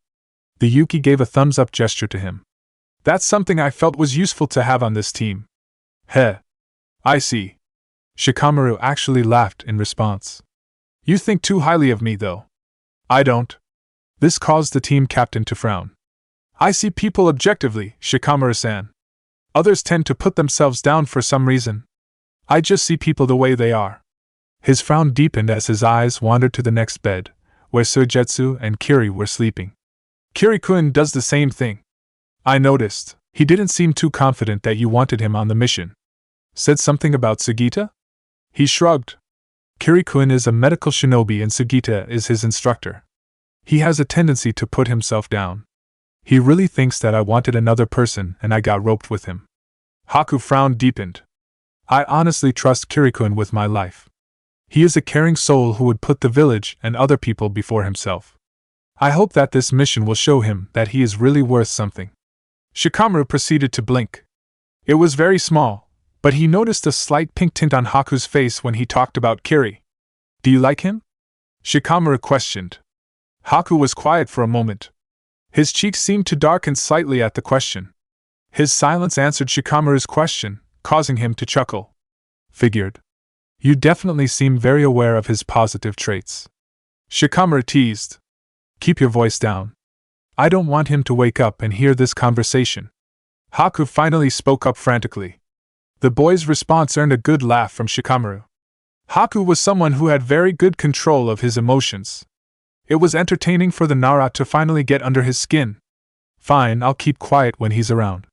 But you best be prepared for shit later. Ask Naruto and Hinata. I'm prone to make a few comments from time to time. Shikamaru replied. Haku continued to blush in response for a moment before he shook his head and sighed.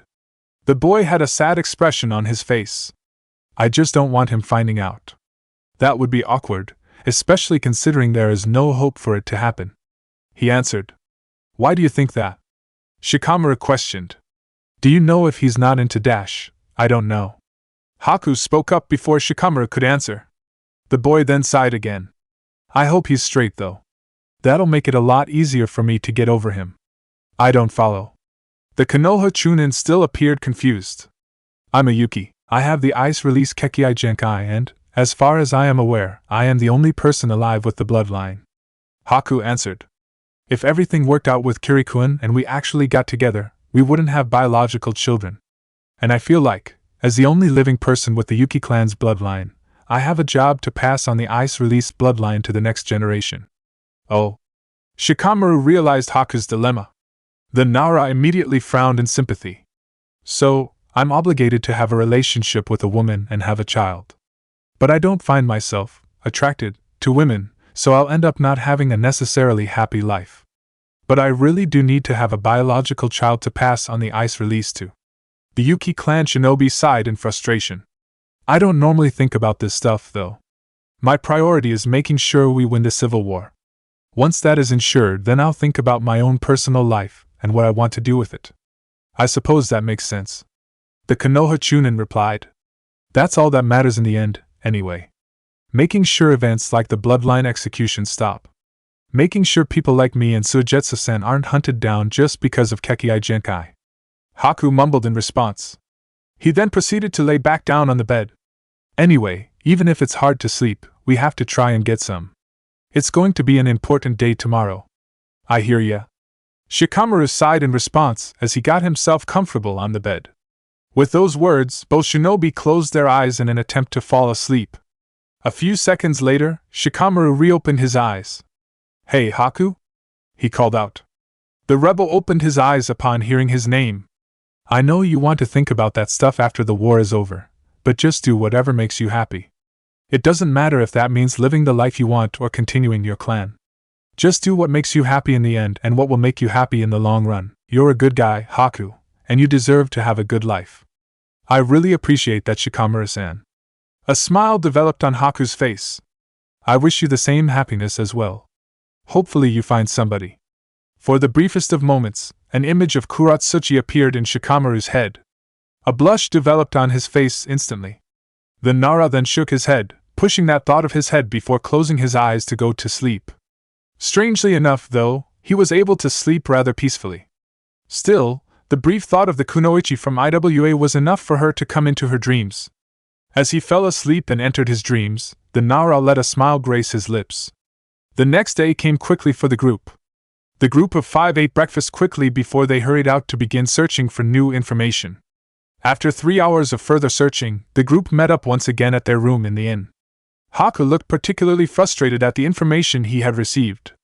I found out some info from a few civilians who were familiar with how these executions work. He admitted as a scowl of disgust crossed his lips. Apparently, they are being escorted here by the executioners. They are on their way and are supposed to be here sometime after 5 o'clock. So they aren't here. We can't break them out early. Kiri sighed in response. It just means that we wait for the executioners at the village's entrance. We pound the shit out of them and free the people. Suigetsu suggested. No, that's not going to work. Apparently, the executioners never come in just through the entrance. They make a spectacle of it. Haku spat out, still disgusted. No, we'll have to be at the square of the village and wait for them there. You are right, though. We won't have much time. We'll have to take the people in plain sight. Don't kill any civilians, though. But the executioners? The Hozuki questioned. Just focus on getting the people out alive, the Yuki answered. He never said no? Guess that's an answer in of itself. Shikamaru thought to himself. Do we know anything about the executioners? Got a name? Kiri asked. I actually heard something. Anoka spoke up, getting the group's attention. Apparently, it's a group of shinobi that are in charge of it.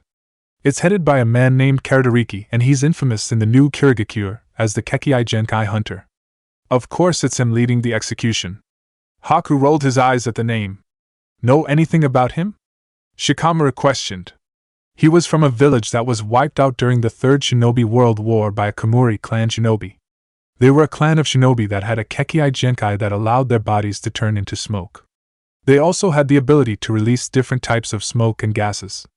Haku explained to the Nara. Anyway, his whole village was wiped out with the exception of 10 people. Karatariki was one of them. He quickly entered Kirigakure to become a shinobi and was quick to give his support to Yagura once he started hunting bloodline users. Apparently, he made a name for being a merciless executioner who loves to torture all of his subjects. Asshole. Fucking asshole. Soigetsu hissed. I know for a fact that he had something to do with Mangetsu's death. I'm going to make sure his death will be slow. Do we know anything about his fighting style? Shikamaru questioned. The only things we know about him is that he is a master of the wind style manipulation and he has a summoning contract of sorts. Nothing much, though. None of Mei-sama's nor AOS spies have any real information on him. He apparently is a loner even in Yagura's Kirigakure. Anoka answered. Regardless of what he can or cannot do, he will be there at the square by 5. We need to make sure we are there and prepared to fight. Haku stated sharply. We should be making our preparations. We need to make sure we get the hostages out before he can do too much to them. Shikamaru, Suigetsu, Anoka, and Kiri all nodded their heads in agreement. Hours went by slowly for the team. They made all the necessary preparations and were now waiting time. At 4 o'clock, Haku led his team into the square. There were plenty of villagers already there, chatting and waiting eagerly for the arrival of the executioners, much to the disgust of the rebels. Still, they did not make a scene and remained waiting for the event to occur. With each passing minute, though, more civilians came onto the scene. After waiting for an hour, the screen on one of the buildings lit up. All eyes were focused in on the screen. The screen displayed an image of a man in his 40s. He had long, unkempt, brown hair that went to his neck and had similarly colored brown eyes. He wore a black skin-tight, sleeveless GI and wore dark blue pants.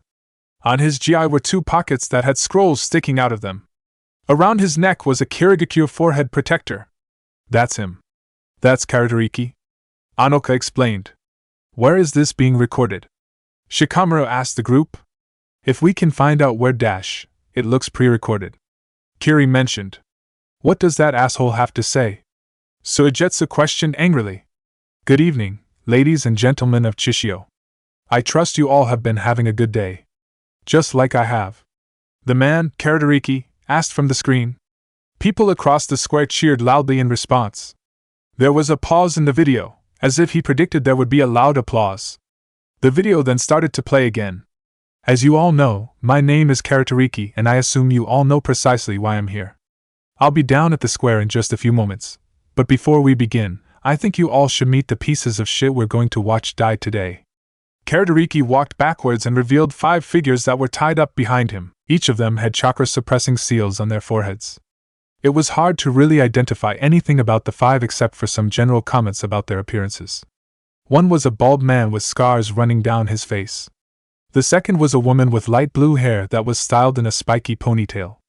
The third was another woman with short brown hair. The fourth was a man with short black hair, but also had feminine features on his face. The fifth was a young girl with long white hair that went to her back. There's a little girl there, Anoka gasped. Before any of the group could reply, the audience that was around them started to boo. A few of them were chanting angry phrases that were incomprehensible due to the sheer volume and anger in their voices. A few phrases, however, stood out. Kill them! Set that girl on fire! I want to see that bald guy's head on a stake! What the fuck? Shikamaru's eyes were wide. How can they say this crap? They didn't even do anything for fuck's sake. Haku, hold me down before I slaughter every last person here, Soijetsu hissed. On cue, Haku grabbed the white-haired boy before he did anything reckless. Despite this, though, Haku himself was also fuming. His eyes were narrowed and the area around him was starting to get colder. So let's start introducing you to these lovely people, don't you think? Karatariki questioned the audience as he walked over to the bald man. So you are Kenshin, right? Of the Hima clan? The clan that has a Kekkei Genkai that allows you to manipulate other people's blood? I've heard that if somebody went against somebody of your clan, you could drain their entire body of all their blood if they had even one open cut for you to take advantage of. The executioner then got into the man's face. Don't you wish you could do that to me now? Drain me of all my blood? Kill me? 'Cause I know your clan was particularly bloodthirsty. Killed many of innocent people. My clan only killed when ordered by the Mizukage. The man, Kenshin, replied with a grunt. We were a loyal clan to Kirigakure. Always had been. Loyal, huh? Funny. Yugura-sama knew just how loyal you pieces of shit were. Your clan was caught planning a coup long before those fucking rebels tried anything. Karatariki exclaimed. That's a lie dash. Kenshin was about to say before Karatariki pulled out a kunai knife and stabbed the man in his shoulder. I don't approve of liars, asshole. Karatariki hissed as he dug the knife deeper into the man, causing him to scream more. The audience started to cheer even louder as the screaming grew louder. Haku's team was now looking very pale. This is wrong. Anoka mumbled to herself. Anyway, let's move on. Karatariki walked over to the next person, the blue-haired woman. Guren, right? If I recall correctly, you used the crystal release Kekkei Genkai. I don't even know the name of your clan. I do know, though, that you aren't from Mizuno Kuni. You used to live in Ta no Kuni. What are you doing here again? I'm here to die. The woman, Guren, admitted with an emotionless voice. With Orochimaru-sama dead, I have no reason to live. I came here to isolate myself, but when I was found out by you, I figured I'd just let you all kill me. I have no reason to live, after all. Wait, you said Orochimaru-sama? As in the Sannin from Konoha? I wonder what Konoha shinobi would think of that. Karatariki turned his attention to the camera. Because there's a nasty rumor that Konoha shinobi have sided with the rebels? Would they side with them, though, if they knew that the people they were working with were defending the lives of people who worked with Orochimaru of all people? Yes, we would. Not everybody was working with him anyway. And that's no excuse. Shikamaru hissed under his breath. Asshole. At least you are willing to die. You will get the fastest death of the group here.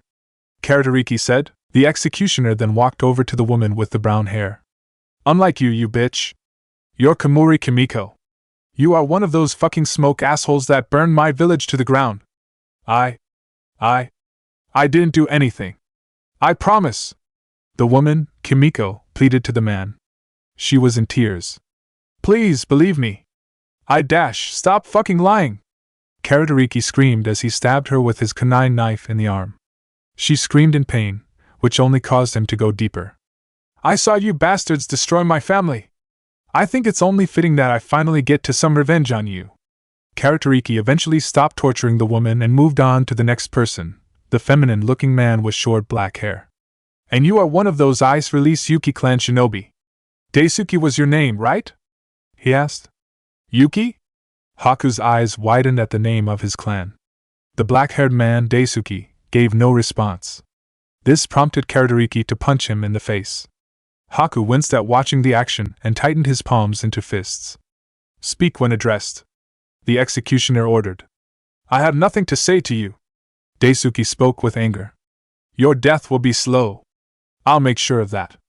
Karatariki grinned as he then moved over to the final person in the room, the little girl. And here we have sweet Kagaya Mari. How old are you? 8. The girl, Mari, answered quietly. The word was mixed in with sobs. 8, huh? You must have been born around the time the rest of your clan was slaughtered by Yagura's troops because they tried to attack the villages in Mizuno Kuni. That was a great day. We got to rid the world of your evil clan, the executioner noted. A sadistic grin developed on his face as he noticed the little girl's sobbing intensify. Why so sad? Were Mommy and Daddy killed that day? He received a small nod in affirmation, causing his grin to develop further. Are you ready to meet them? 'Cause you'll be spending the rest of eternity in hell with them. It's official. He's dead today, Suigetsu declared. Nobody disagreed with the Hozuki statement. Haku didn't even bother to scold him about focusing on killing him. The entire team, at the moment, wanted nothing more than to both free the hostages and make sure that Karadariki suffered a painful death. Well, ladies and gentlemen, those are the 5 pieces of shit that are going to die today, Karadariki stated. He turned his attention away from Mari and looked back forwards, as if he was addressing the audience. The execution will start momentarily, so just you wait. Immediately, the video stopped playing. On cue, a large cyclone fell down from the sky and into the center of the square. Civilians that were standing around the area moved away to avoid getting hit. Everybody stared intently at the center. What the hell is going on? Shikamaru demanded. He has to be coming out now, Haku answered with a scowl. He then turned his head to Anoka. Are you ready? Right. The Uzumaki nodded as she immediately started making hand signs.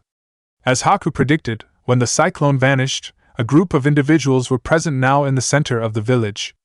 Tied up and unable to move were the 5 hostages, Kenshin, Gyurin, Kumiko, Daisuke, and Mari. Surrounding them were a group of masked Kirigakure shinobi. Standing in the front of the group was Karatariki. The man was wearing the same attire as he had in the video. The only difference, however, was that he was now holding a large axe in his right hand that he was holding up with no effort. Upon seeing him, the crowd began cheering loudly. Karatariki, noticing the cheering, grinned as he made a gesture with his left hand in an attempt to pump up the crowd further. They responded back with more cheering.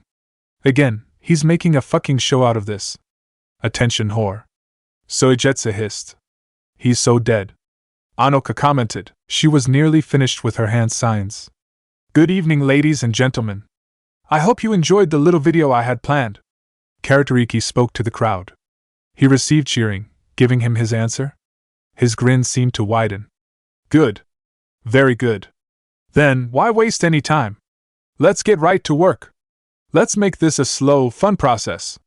Uzumaki Fuinjutsu, Chains of the Earth. Upon finishing her hand signs, a series of chains developed from the ground underneath the square and were flung forward. The chains made contact with the groups of Kirigakure shinobi, holding them in place. The civilians in the crowd began to scream instantly and start to run away. What? Karadariki gasped at the chains. He tried to move, but was unable to do so. Whose trick is that? On cue, Haku, Kiri, Shikamaru, and Suigetsu rushed forward while Anoka continued to hold the Kirigakure shinobi in place. Haku, Kiri, and Shikamaru quickly rushed over to the hostages and began untying them. Suigetsu, on the other hand, pulled a katana out of a sheath on his side and held it tightly. He rushed forward to Karadariki to stab him in the heart, but the man managed to step out of the way, managing to overcome the chains that were holding him back. Rebel scum, huh? Karadariki noted in disgust. I was wondering when some of you would try and interrupt one of my precious executions. Precious? Suigetsu snarled at the word choice. You're going to die today, asshole! While Suigetsu attempted to cut down Karadariki, Shikamaru, Haku, and Kiri were focusing on untying and freeing the hostages. Who are you? Mari asked nervously as Shikamaru undid the rope around her. She was still openly sobbing. Friends. We're here to help. The Nara replied with a comforting smile. Friends? Mari repeated the word with a sniffle. I am still scared. Don't be. I'll protect you, Shikamaru told her. I promise. We are here to help. Haku spoke up to the group as he untied Daisuke's ropes. Rest easy, cousin. You're safe. Cousin? So you are a Yuki as well? Daisuke noted. A small smile developed on his face. Heh. And just when I thought that a miracle wasn't going to come. Kimiko hissed in pain as Kiri untied her ropes. The wound inflicted on her by Karatariki was still acting up. I know medical ninjutsu. I'll get you patched up, Kiri told her with a comforting smile of his own. Please, she begged him. It hurts. I'll do what I can, he told her in assurance.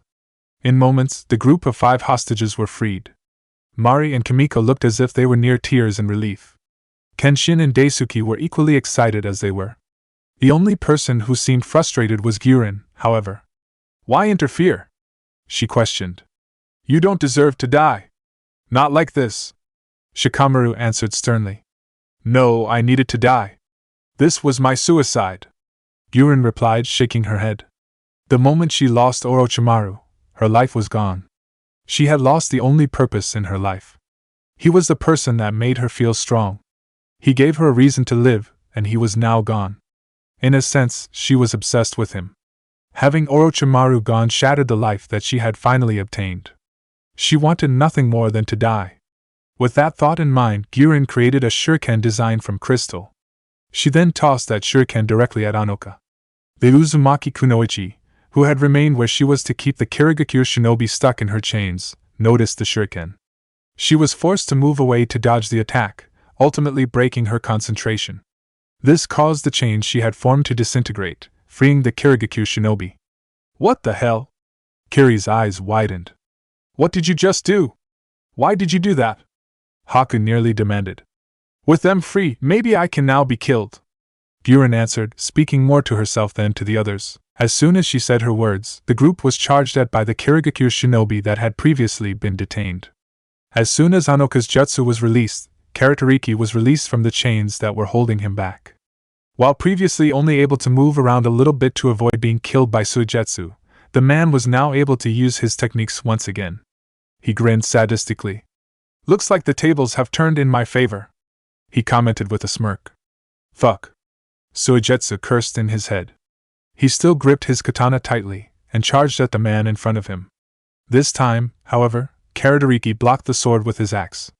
He quickly pushed back with enough force to overpower the Hozuki. The boy was knocked backwards momentarily. Karatoriki then proceeded to swing his axe, preparing to cut the boy in half. His axe connected with Suigetsu's body. To his surprise, however, the boy's body turned into liquid. His axe had cut through water. The liquid then started to move on the ground away from the executioner, creating distance. A Hozuki, huh? Karatoriki grinned at the sight of the Kekkei Genkai. Excellent! Another bloodline user I'll get to slaughter for an audience. The water proceeded to reform into Suigetsu. In your dreams, asshole! The swordsman hissed in response as he held out his index finger towards the executioner. He then made a hand gesture that resembled a gun. Water gun jutsu! Suigetsu made a gesture, as if he was firing the gun. Instantly, a drop of water was released from his finger and flew directly towards Karatoriki at a rapid pace. The executioner dodged and proceeded to rush up to the Hozuki. Suigetsu rolled out of the way of another swing of the man's axe before placing his finger directly in the man's face.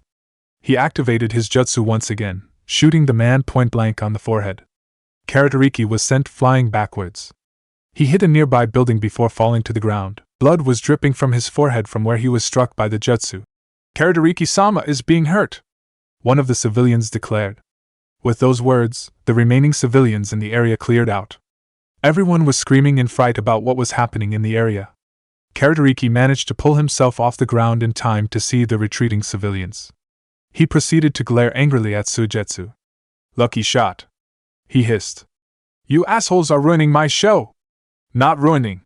Canceling, Suigetsu declared. Karatoriki took the chance to look around the area. He noticed that Haku, Kiri, Anoka, and Shikamaru were holding off the other Kirigakure shinobi that had been traveling with them. They were all dying. He also noticed that his hostages were now free from their restraints. Even worse, Kenshin, Kimiko, and Daisuke were actually helping fend off the other Kirigakure shinobi. Impossible! He nearly growled. I'm not letting this happen! I will have my execution! How? Suigetsu taunted as he rushed forward towards the shinobi. He was preparing to launch another water bullet into the man's head. Your men are dying.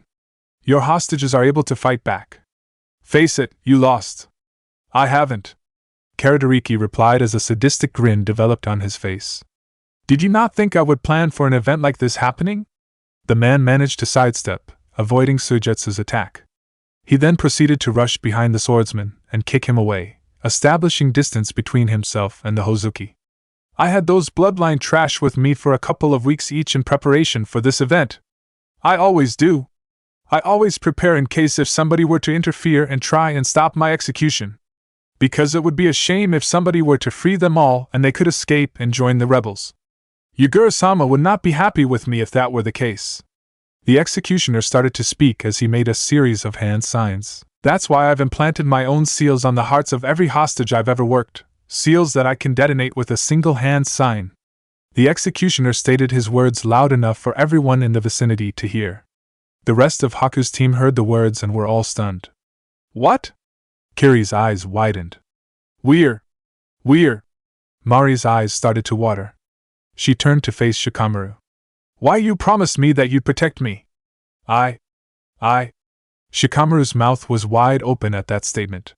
He was trying to think of something to say, something to do, but nothing was coming to mind. Haku didn't waste a second. He quickly rushed towards Karatariki in an attempt to cut him down. He proceeded to activate his own Kekkei Genkai and tried to kill the man with ice pillars, but Karatariki managed to jump away in time to avoid the attacks. Before Haku could reach him face to face to fight, the man made a singular hand sign. Fuinjutsu, detonation! Instantly, 5 separate explosions occurred within each of the 5 former hostages. The explosions completely destroyed the hearts within each person. Large gaping holes developed in their bodies as they all fell to the ground instantly. Kenshin, Gyurin, Kimiko, Daisuke, and Mari were all dead instantaneously. No! Anoka cried. Just as their bodies reached the ground, Haku managed to reach Karatariki. The Yuki clan shinobi tried to stab at him with Senbon, but the executioner managed to jump away from the man's attack. It's not my preferred manner to kill people. It's too fast. But it's a precaution I place on all of my hostages. I don't want to risk them somehow being saved and joining the rebels. Karatariki explained. He then looked at the team captain in front of him tauntingly. Are you mad that I had something planned in case you assholes tried to free them? You're going to die! Haku hissed in response as he charged at the man again. Despite his cockiness, Karatariki was not a foolish man. He realized that he was still outnumbered and that the shinobi he had been traveling with were now dead. He needed to get away to hunt another day. With that in mind, he proceeded to bite his finger and slam his hand down on the ground. Summoning Jutsu! Instantly, a giant vulture appeared from a poof of smoke. The vulture grabbed Karatariki's body with its talons and flew upwards before Haku could reach him. Seeing the shinobi getting away, Haku made a hand sign with one hand. Ice style, rising ice pillars! Instantly, a giant pillar of ice shot forward from the ground at a fast pace, directly beneath the vulture. The vulture managed to move away in time to avoid the attack. Haku continued releasing the same ice pillars on the ground, but his efforts proved fruitless. The vulture, and subsequently Karatariki, were avoiding each attack. Within a few moments, the man was now too far away to try an attack. He had escaped. No! Haku fell down to his knees. Karatariki had managed to escape. The 5 hostages were now dead. The Yuki clan shinobi immediately brought his head downwards to the ground and started to sob openly. His team walked over to him and sat down with him. Their mission had failed and each of them felt broken as a result. Mari. I'm so sorry for lying. Shikamaru told himself as his own set of tears started to fall down from his eyes. 2 days later, Haku's team entered Kibo. Upon entering the village, Zabuza's team, featuring himself, Jinin, Chojuro, Kakashi, and Anko were sent out on their own mission. The group proceeded to report to Mei. They entered her office, carrying the bodies of the 5 hostages. I see. Mei realized what had happened. The rebel leader looked visibly uncomfortable looking at the bodies. They need to be buried. I'd like to do the honors, Haku requested. As would I, Anoka spoke up. Me too. Suigetsu nodded his head in agreement.